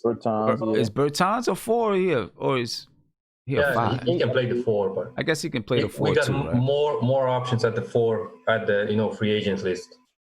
We got even Marcus Morris that we had and we know. Yeah. He can stretch it. And he's a perfect player for the Knicks for me. You said Marcus Morris? Yeah, that's right. Marcus Morris. Yeah. Yeah, so I don't think he's coming back to the Knicks. Nah, his yeah, personality that's the is- thing. like he's ball dominant and he has a big personality. Like if you're gonna get a big personality, like the big personality to be a facilitator, like Chris Paul. I don't think we need a big personality who's ball dominant. But then our young guys just kind of like cower. I'm like, oh, you got it, Marcus. You know, we don't need that. So I don't see him coming back to the Knicks. nah. And I didn't be honest with you. I agree with I didn't really like that combo of Marcus and RJ. I didn't like that combo. Because you had Randall there. Yeah, that's why I didn't like that combo. What the heck? That's true. Do we try to get rid of Randall somehow? I think they've been trying to ever since those reports came out of the team, just like the teammates that we all know it was RJ and them that don't like Randall. I think they've been trying to move him. I think he's going to be here next year. I don't think Yeah, they're going to move. most of my I DMs think trading for him. if they move on from Randall, it'll be at next year's trade deadline. What NBA team do you plug Randall in and he fits? It's not many. Generals. I don't know. but if they move on from him, it's going to be at the trade deadline. That would make the most sense. Oh, you got. I can see a team like I'm telling. Hornets. Yeah. Hey, give me listen. If the Hornets get Randall, I need my flowers from everybody. I've called that months ago. We're gonna have to pay this man. Man, you read an article and then you said it. Be quiet. Yeah. Let me get to a phone call. Caller, wow. you live on Nothing But Knicks. What's that? popping? You read an article and then you said something. Get out of here, man. Don't even try to act like you called that junk. Caller, you live on Nothing But Knicks. What's popping? What's going on, Sam? It's AK. Calling from Florida. What's going on, bro? How you feeling? I'm all right. Are you? I'm good, man. I feel good. I'm good. What we on? Power forward? Small forward? Yeah, we talk about power forwards, stretch forwards. What you think about Otto Porter? Who? Otto Porter. Otto Porter. Way too much player option. He's not turning that down. Yeah, he's got a crazy player option this year. He's gonna take that money because he's not gonna get it. He's not gonna get that money on the open market. True. Yeah, he's not gonna get that money in the open market. So, he'll be there for another year, and then after that, I don't know what he's worth. I don't know what he's worth. He's a good defender. Yeah, that's what I'm really saying. good defender. Defense. Yeah. But then I don't know what he's going to be worth after that. I mean, not saying that he's not a good player. I'm just saying on the market how much someone's willing to pay him. Let me say that. True. Yeah. Because I don't know about the free agents this year. They ain't looking right. I don't know. Nah, it's not a lot of free agents out there this year. That's why, a lot of this team, well, it's besides the guys that you can waive, a lot of this team is going to be the same. You know what I'm saying? And if they do move on from Randall, I think it's going to be at the trade deadline. It's not going to be at the beginning of the year. I don't think they're going to get rid of Randall. They're going to keep Randall. I don't know why. If they move on from Randall, it'll be at the trade deadline. And it'll be at the trade deadline, and then I think there's a team option for the next year. So that's why I say it would be at the trade deadline, because that's when another team, if they didn't want to keep him, they could get rid of him with the team option. So you think the Knicks get Toppin if Randall gone? I mean, I'm not crazy about. I mean, I like him, but I'm a little bit nervous about Toppin, man. I'm a little bit nervous about when I look at his history. At first, before I did my homework on Obi Toppin, I was like, yo, I like what I see with this kid. And then when I started doing my homework and I see how long it took him to be where he. I mean, what is he? He's a sophomore that's supposed to be a senior. True. Right? A sophomore. He did the Opie dope. Okay. You know what I'm saying? He's a sophomore that's supposed to be a senior. So he's 22, 23 years old. Yeah. Right? But he's a sophomore. You know what I'm saying? Because out of high school, he went to prep school. Right? And then out of prep school, he was a redshirt freshman. So he didn't play his freshman year. He just worked with the team. You know what I'm saying? And then he finally played his freshman year, and then he played his sophomore year. And he still doesn't have really great footwork. He's just a big body that can push people over, and he can't shoot the three. You know what I'm saying? Defense looks suspect. So I'm a little worried about that. You know what I mean? Yeah. I'm a little concerned about that. What I think is going to happen is, his first year or two, he's going to be like, boom, boom, and everyone's going to be like, oh, man, this guy's going to be a star. But then I think he levels off because I just don't think he has, or levels off. I just don't think he has the fundamentals. That's what I'm saying. Next 6 years, he may be a bust. I just don't think he has the fundamentals to continuously raise his game. I could be wrong, and maybe, but I just don't think he has the fundamentals to continuously, the base or the foundation to continuously rise and get better and better and better and better and better. They said Obi Toppin 35. Yo, Sir, I just want to give you big ups. I've been watching your show for a minute. You know what I'm saying? I was on the chat a long time ago. I'm just bigging you up. You know what I'm saying? The show, keep going. Yeah, no Peace doubt, to the man. Chat. Yeah, I appreciate you, bro. All right, no doubt. Have a good one. All right, peace. Peace. Yeah, man, Obi Toppin. I don't know. I'll be honest. When I first seen him, I was like, "Yo, this kid is nice." Maury Stoudemire. Obi is on his ceiling right now. He's his ceiling right now. Yeah, he might be. And this is the thing. His ceiling, I think is probably good enough to have 2 really, really good seasons in the NBA where people think he's going to be a star. But then he just kind of levels off. You know what I'm saying? Like Derek Williams height. When Derek Williams was in Arizona, and everybody thought he was. Oh, that's a good one. That's a good one, Ant. That's a good one. Got to the league and. Wait, who Ant? Derek Williams. Oh, remember him for his dreads and that one game winning dunk he had with the Knicks. That was his career. So we need a point guard anyway. I know people talk about this draft best available and all this stuff, but. If guys like people like, and I'm not saying if you guys people like scoring guards with high upsides. I mean, we have a lot of space. We, LaMelo is not there. You go after guys like Kara Lewis. So there are a lot of options if you want to look at developmental guys. But I actually think Obi not like Obi Toppin. I'm cool on him. I think Obi might slip. His defense. Y'all talk about everybody else on defense. We talk about Randall on defense.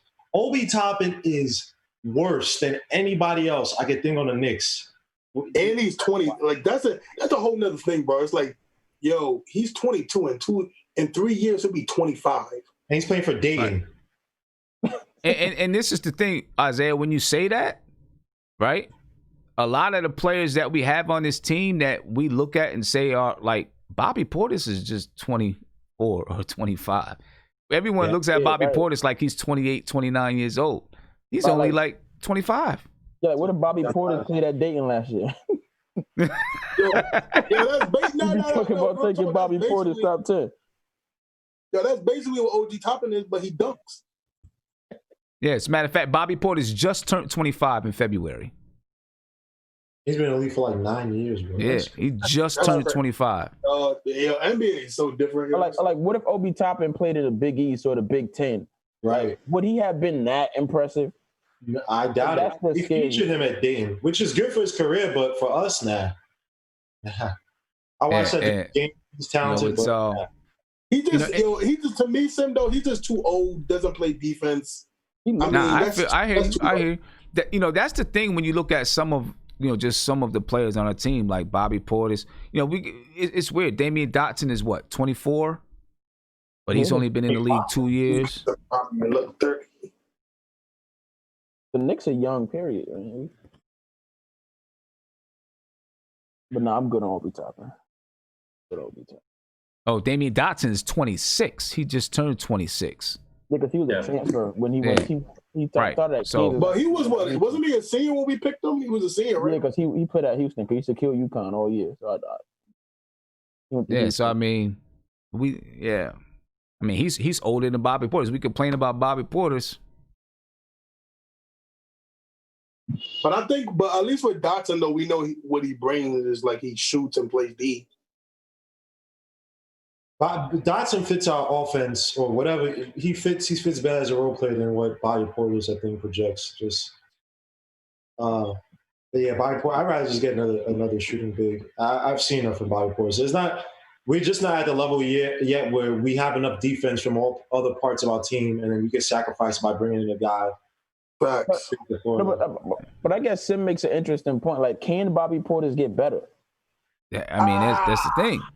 Why can't he? You mentioned it best, like his instincts. I think it's just certain things. Like the fact that he's slow, he has big, slow feet. You know, I won't call him goofy, but he's just, you know, what is he necessarily going to get? He's not going to get quicker. But like, I mean, like a guy like Brook Lopez is not necessarily quick, but he's effective. Like that's why I see Bobby Moore as a 5. But why did Brook Lopez become more effective? Because he spaced out his game. Bobby Portis already has that person. Bobby Portis not going to get. I don't think he's going to get better down low. And remember, Brook Lopez featured a lot as a big man with moves down low because he was like he was I think 10th by the Nets, so they featured him. You know why couldn't Bobby Portis get better down low? He has the body. You have he has the body. You have to feature him. He has what? You have to feature him. He has his usage rate down low would have to go up. Yeah, I mean, but I know looking at him this year, there were a lot of times when he got really good position, made some really good moves, he just didn't finish them. You know, jump hooks in the lane a lot of times from, you know, off of good post moves. He just didn't finish them. Why couldn't he, you know, work his game where he could begin to finish those? A chance, and I'm not saying that he can't. Well, play this.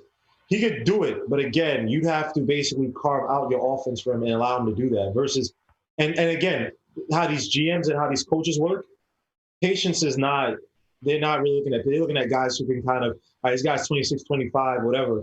I'm not sitting here trying to help him develop this game that he should have developed. So he'd have to come in from whatever off season and prove that to you at a really high efficient rate within whatever small little touches he has. So then if we're saying, and I'm not talking about you particularly, but if that's the mindset, then why do we complain about the Alonzo Triers and Damian Dodsons who are in the same age range? Because I feel Alonzo Trier is 24 years old. Yeah, but Trier is efficient. That's the difference. And Trier can show you get not I want to say proficiency because he's obviously not getting the number of touches that show it. But he carves out, I think Trier carves out a guy who can be proficient from the field, which is that he could give him the usage and he could be efficient. Versus a guy like, and even Dodson's more of a role player. No one looks at Dodson saying like, yo, when he's shooting a three, put like this. And I think Dodson's even show more in lesser time than some other players. I just feel like Portis, he's at a position where I think his defense is just so bad. Like, I don't know. Hey, Sam, I got a name for you, Sam. I want to see how you feel about this. All right. Thonmaker. Not a free agent. He's not a free agent. Thonmaker. He's definitely on the list. Hold up. He's definitely on the list. Bobby Portis, he's going to be in the league. He's going to be in the league 12 years from now. We're going to wonder why he's still in the league. He's going to be here 12 years from now. Who, Bobby Portis? Yeah. I agree with you, Ant. I agree with you there. Why he's still here, and he's going to be one of them wiry vets. I agree with you. I think you're right. I think he'll still be here. He'll be averaging 10 points and 5 rebounds or something like that. You know, and they'll be using him to stretch the floor. He said in the league. He said he's one of those vets that'll be in the league 10, 15 years from now, and you're like, yo, how is he still in the league? I'm just saying that is Bobby Portis, because look, we need vets on this team, right? I don't think Bobby Portis is that type of vet where he's teaching guys or making this better by doing smaller things. He's not really a vet right now. He's not really a vet right now. I mean, he's been in the league for so many years, but you're a vet. I think first year you're a vet, but I'm talking technical. I'm being, semantics. But he's been in the league for 6 years, right? 5, 4. For 4. 4? Hey, Sam, can you tell Matty? I might be thinking about Randall. My bad. You're right. Marty talking about Bo gonna be better than Brandon Ingram. Come on, Bo. He said Bo is gonna be better than Brandon Ingram. Oh okay. My God, man! What is Marty talking about? Years. My bad. What about a player like Marvin Bagley? For 4 years. There's no way we get a guy. Like he's got a club option. I don't think they're gonna let him go. No, I don't know, man. There's been talks about Marvin Bagley leaving Sacramento because his dad be wilding. Yeah, but other teams don't trade young players like the Knicks do. That's what we got to get through our head. Like they just not giving up Marvin Bagley. Yeah, they're not gonna let him go for free. They want. We're gonna pay for Marvin Bagley. At least a pick. And from other names that are on the list, we got James Johnson, Jabari Parker. Well, I'm not gonna touch that. Oh no. Montrezl Harrell, but I don't think I like Montrezl. We're gonna have to pay at any point. Hold up. Are we at the power forward yet? Yeah, Yeah. That's what we. Yeah. Montrezl Harrell. Yeah, man. Yeah, I think, you got to pay him. I think all of this falls on who's gonna be our coach. Also, we got to really remember who's gonna be signed as the coach, because then he's gonna work with Leon Rose, and that's gonna determine: do I want to go trade for a player like a power forward out there, or maybe, like you said, let's see what Bobby Porter's got to offer, or even Alonzo Trier. Can Alonzo Trier be a starter at the guard position? That's why I think it depends on who's going to be the coach. I feel like Montrezl Harrell and Tom Thibodeau are match made in heaven. Oh yeah. But does Harold fit a Mitch or a Randall? I don't know. I can't see that, man. And I don't know if you would build a system around those three. Harold started expanding his game, though. Mitch. I think that'll fit. Yeah, you can't pay Montrezl Harrell that money because he's not succeeding in your system now. So you don't want to, like a Ben Wallace type of situation where he comes and he thinks he has to expand his game past what he was doing with the Clippers. Yeah. You know, so I can't. Damn, he's so what about? Let's talk about the center position, and I'm not talking about a starting center. Talk about a backup center, most likely, right? Marcus Gasol. We talked about it a little bit, but let's talk about that center position. What do we do there? Marcus Gasol, Dwight Howard. I don't want Marcus Gasol. JaVale McGee. Why wouldn't you want Marcus Gasol? I want to hear that. Why wouldn't you want Marcus Gasol? I feel like he's like it's over for Marcus Gasol. I get the whole your whole point of him mentoring Mitch. But I don't think Mitch plays enough like him for. I think there's some better mentors out there for Mitch. Yeah, but the thing about Mitchell though, but everything that Marcus Gasol does. I mean, he's developed a lot of his game. He wasn't playing like that when he was even really in his top prime with the Grizzlies. He wasn't really playing like that, right? And we look at these stupid IG videos. Mitch Robinson shoot a three, and Pau Gasol shoot a three. So Mitchell Robinson has to be a better passer from the mid range. Marcus Gasol is a really good passer from the mid range. So I'm just saying the things that we look at Mitch and say, oh, they don't have it alike, but those are things that we want Mitch to do. But Marcus Gasol just started on a championship team. I don't think he's coming here to play behind Mitchell Robinson. Yeah, right. But I was saying 35. He's 35, man, and I don't think if you're 35 and you're an international player, I don't think if you ever cross over a team like the Knicks, just for the end of the career and stuff like that. And remember, if we would sign Gasol, he might be the highest. He might have the highest basketball IQ on the team. Yes. He probably would. Yes. The Marcus Gasols and the Dwight Howards of the world, they're not going to want to come to a rebuilding young team like the Knicks. They're chasing their last rings right now. Yeah, but Gasol won a championship already. He's been saying Toronto, because Toronto, they got a better chance to win a championship for him than we. Toronto mentor, I don't see the reason he would do it. But he might not resign with. I mean, Toronto might move in a different direction, right? This guy was going to be 36. He might even take the veterans minimum. Who knows? Marcus Gasol like the type he'll go to Golden State and reinvent his career and be good for another 2-3 years. But I don't think he's coming to the Knicks. Right. I mean, look, we had the chance to. I'm just saying, we had the chance to get him, right? Dwight Howard is weird, Isaiah. I don't get the Dwight Howard take. I don't get Dwight Howard either. Yeah, I don't know about that. Yeah, I think Isaiah didn't do his homework. But what centers are out there even for backup positions right now? I mean, what's your top besides Dwight Howard and Marcus Gasol? What's your biggest center out there? I can't even name a center.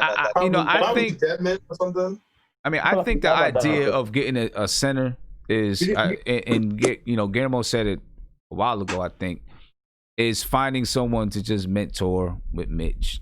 You know what I'm saying? I think that's going to be your whole idea when you're getting a center. Finding someone to mentor Mitch. I know Kevin's going to be pissed, but would you want to go after Kyle O'Quinn? He's a freak. I'm not mad at Kyle O'Quinn. I always like Kyle O'Quinn. Yeah, I'm not mad at him either. Can't mentor Mitch, I don't think, too much, but yeah, exactly. He's not a mentor, but he can play a backup minutes. He's not gonna be able to shoot a three. I mean, them backdoor cuts with Doug McDermott were beautiful. I mean, if we're just looking for rim protection, you got Biyombo out there, you got Eric Baines, who can stretch the floor. Aaron Baines, man, Aaron Baines. Yeah, that's an interesting name. Aaron Baines is. Those are players that JaVale McGee has a player option. Nah, JaVale McGee will wild out at New York. Yeah. He will go back to Washington Wizards. JaVale McGee. Here's a You got Shaq Nerlens to the Noel. court every night for the Knicks. Nah, I'm good, man. We don't need that. You got Nerlens Noel. Yeah, he's a really similar player to Mitch. I don't think he can teach Mitch something. But you're talking about some players that are probably in the prime where they're gonna stay. Oh, well, I'm coming to the team. Nah, they may take that 1 year deal because we need more rim protection. Like when Mitch is out of the game, who's protecting the basket? Bobby Porters. Exactly. So we need some more rim protection. So that's why you know what's crazy? I always like Nolan Noel. I thought he'd be always good, but as a backup. Would you guys want Kelly Olynyk? He can shoot. That's not bad. I would take 30% from 3 for 3.1. Yo, Gamble, you want to hear something funny? He can't protect the rim though. Yo, Gamble, I swear to you, when I thought he came out the draft, I thought that was the next Dirk. I swear to God. Isaiah, you have bad talent evaluation. Yeah, I do. I really do. I thought that was the next Dirk, yo. Tim, you the captain. Tim, who's your backup? He plays nothing like Dirk. Who's my backup center? I don't know, man. I don't know. It's hard. It's hard. You know what I'm saying? Because you sent him to the G League. Who's that bum with like the weird face? Who? The big. He's kind of like big. The center that always played like the summer league with the Knicks. Oh no. That always plays some. The dude that plays over in France. Yeah, is that him? Oh, LeBissiere, what's his name? Yeah, LeBissiere, something like that. He's never coming to the league. He ain't coming to the league. He's never coming to the NBA. I don't know. You know. Hey. We still got that point guard. I forgot his name. We still got that point guard. Oh yeah. I forget. Not Lido. I know what you're talking about. This Slovenian one, right? Yeah. The fancy, you know, with the handle and stuff. He's probably never going to come to the NBA. What about Derek Favors? He's always injured though. Nah, not there. Hey Sim, how would you feel if the Knicks try to get Steven Adams? What would you give up though? You got to give up. Yeah, what are you giving up? And is he going to want to come here and start? Yeah, he's going to want to start. Well, you know, look, Mitch. Mitch has to earn everything, right? That's first and foremost. Every player, right? They got to earn everything. But if you're bringing in a player that's going to be here 3 or 4 years, or you know, then you're just. I think you're creating an issue, right? Yeah, so let's say you sign Steven Adams, or he's not a free agent. I don't think he's a free agent. No, he's not. But let's say you traded for him and he had a few years left. You're creating an issue. You know what I'm saying? I think you've got to bring in someone that's going to make. I think Taj Gibson did a good job with it this year, right? He made Mitch have to, he started over Mitch, right? So you want to bring in someone that's going to make it where Mitch is like, dang, if I want this spot, I got to beat this guy out. But also a player that if Mitch beats him out, or a player that's not expecting that they're going to start, or a player that knows, listen, I could be on the bench, I could start, whatever it is. It's got to be one of those type of guys. You know what I'm saying? So Taj Gibson had the perfect mentality, I think. Because for him it was like I could start, I could come off the bench, I could not play. You know what I mean? And he was just gonna accept his role. So I think you need a guy like that for Mitchell Robinson. The thing with Taj, you know what I mean? I like having Taj Gibson. Honestly, I'm not gonna lie. I like having Taj Gibson out there. Yeah, he's gonna be another year older though. You know what I'm saying? And got new Lance Thomas. I don't know. He's gonna be another year older. You just can't bring in a guy. Cause if you bring in a guy like Steven Adams, you'll never get to see Mitch what he could be, and Mitch's contract will be up during the same time. That's true. That's true. Right. You can't do it at this point. That's why Tyson Chandler fits the bill perfectly. If he's willing to play that 5 minutes even, because I don't think he got so much playing time at Houston, right? How much did he average? I think this is probably that year. 8 minutes. That you hope that Mitch can come into camp and really set himself apart and say, yep, I'm the starter. You know what I mean? And then you can put him out there and let him go ahead and start and see if he can do it. I still think it's going to be hard for him because I still think his body needs to grow. If not this year, then next year. or this season coming up, the next season. But his body probably still needs to grow. I'm tired of watching videos of him shooting threes and people saying all this stuff. I don't care about it. I don't care about all that in practice. Bro, anybody can do it in practice. I'm telling you, anybody can. I've seen so many players, from high school to the pros, be able to knock down threes religiously. But in the game, it's just different. Your adrenaline is pumping. Do you have the ability to control your body when that adrenaline is pumping, when you got pressure on you and all those type of things? It's just different. I feel like Mitch has to become dominant at what he does already.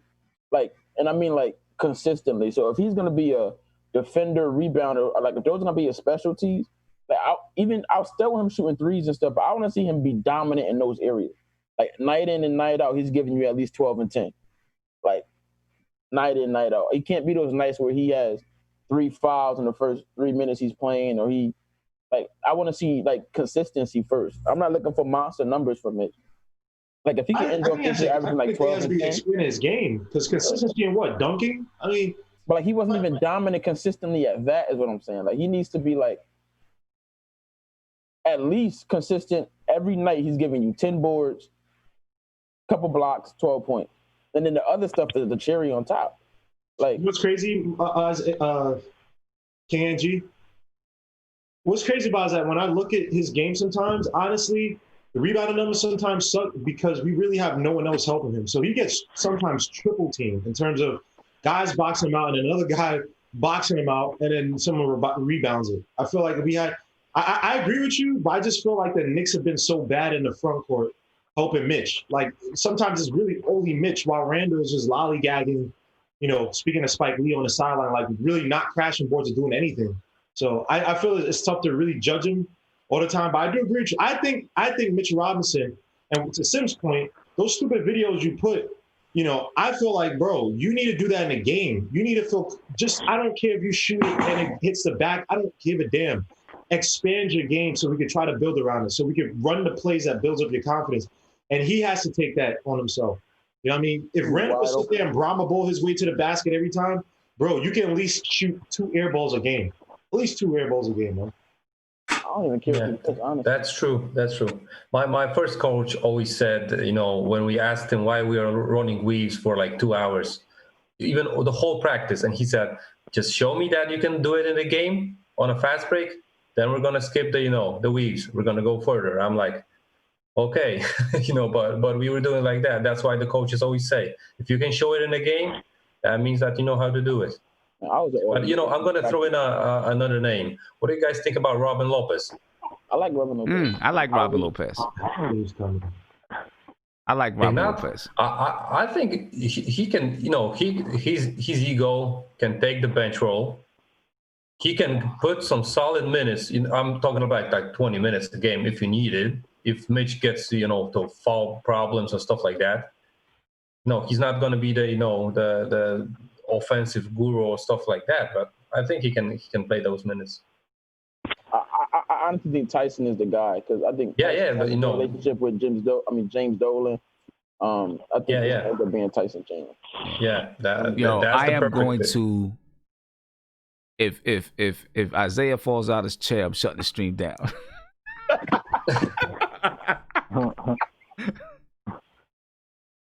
Hey, Sam, a quick question, Sam, because I think I whipped him. What position are we on? What position? Hey, shut up. Nah, you going live Sunday? Sunday? Yeah. I don't know. What Sunday? Well, no, Sunday was just a regular day because I wanted to announce that I was going to do another episode on Sportscaster. Nah, I don't plan on going live on Sunday. Hi. Who's that? I don't plan on going live on Sunday. So. All right, so I just wanted to announce that I'm going to be doing an episode on Sportscaster. I can call up with you on that one. Oh yeah, and we can definitely do that. So what I'm because I'm going to sleep. I'm not going to lie. I've been falling asleep on that chair for like 20 minutes. So I just want to announce on Sportscaster. First of all, thank you for the opportunity again, Sam. Shut up, Guillermo. Nothing. Yeah, you're thinking it though. But we had a great time on Sportscaster. That video is doing good. And people liked it, and shout out to everybody that was interacting on there. What time? What time you gonna be on? That way people know. I'm off I get off at 5:00 on Sunday, so I'm probably gonna go live on Sportscast at 6:30. All right, 6:30. Make sure you put that in the chat so people know. Put it in the YouTube chat so people know. Yeah, I'm about to paste it right now, and it's great because the topic we're gonna be talking about is passionate of mine. I know we killed it on here, but we're gonna keep talking about it. It's gonna be ESPN and James Dolan, how they're trying to get him out. Oh boy, you bringing that back. All right. Yeah, hey, let me get to my caller here, man. Caller, you live on Nothing But Knicks. What's poppin'? Yo, what up, Sim? How you doing, bro? How's everything, man? I'm good, brother. How you feeling, man? I'm good, man. Thanks. Can I just talk about my free agency, like targets as a whole for a minute? That's cool. Yeah. Go ahead. Who are your targets? Cool, yeah, just my two main positions of target and free agency are definitely starting shooting guard, and then it's a starting power forward, a stretch four. If we could hopefully move Randall in the off season, then I would. My main guy, I've told you, is Bertans. If we could get that guy, I would. It's going to take a nice contract, though. We're not going to get him for 1 year and $12 million. That's for sure. Right. So it just depends how much would you give him. So I'm not sure what the numbers I would give him would be. I think he's going to get at least maybe 14+ million a year, if that, maybe even more. Those stretch bigs like that, man, those guys are valuable now. So, if you could get, say, a Bertans at the 4 and then a Joe Harris at the 2, then you swing RJ to the 3. All of a sudden you got a couple knockdown shooters. Then you'll get your point guard most likely, in the draft. So you got something you could work with, Is he worth that much for us? Who, Bertans? Yeah. Well, I think so. I mean, I wouldn't mind giving him a nice contract. We just need that stretch 4, really, really bad. At least in my eyes, definitely. If we got Mitch, who, he hasn't shown much of an offensive game yet, besides in the workouts and whatnot. So I just think that's a great fit right there for us. Another guy I really like, too, I'm not sure if you guys spoke about, was Ibaka. I've always liked him, too. He's a free agent. I've always liked Ibaka. Yeah, we were talking about him a little bit earlier. Oh, okay, yeah. So my 2 words, like you said, I'm just nervous. I know, the end of the season, once they traded Drummond, they played him at the 5, and he dominated. The last, 25 games, he averaged, 24 and, 11 or something like that. He definitely did. He definitely did. Yeah. He definitely, but it was for Detroit, you know what I mean? Right, yeah. I mean, I would think he's probably a little more well-rounded than Bertans because besides shooting, he's atrocious at everything else. His defense, so he's far from a perfect player. His defense is atrocious. He doesn't rebound. I think he averages 3 or 4 rebounds a game. So you got to know what you're getting to. But, it's just that what he does great is what we desperately need. So I just like the fit here with Bertans. Yeah. Okay. All right. Yeah. All right. Well, hey, man, I appreciate your call because I'm about to. It's late. We've been on. Sure. Have a good night, I'm about man. to head up out of here, but I appreciate the call, bro. All right, man. Thanks, man. All right. Appreciate it. All right. Yeah, fellas, I'm about to head up out of here as Isaiah puts his belly all in the camera. Oh, jeez, man. I mean, that's what you did. but yo, I'm about to get up out of here, fellas, man. I appreciate you guys for being on with me, man. If you guys in the chat want to stay for 1 minute, because Andy, I want to ask you a question. All right.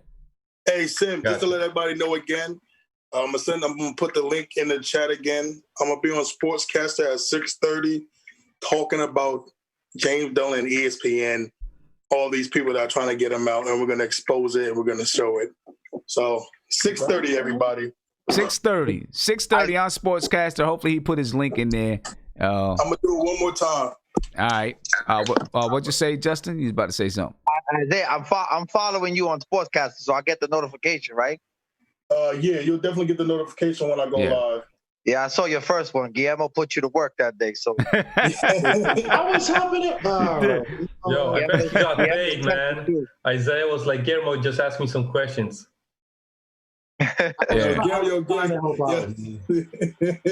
Guillermo, I ain't get a chance. Guillermo does every 2 seconds. I'm like, dang, Guillermo. All right, man. Ladies and gentlemen, I appreciate you guys for being here. I'm out of here.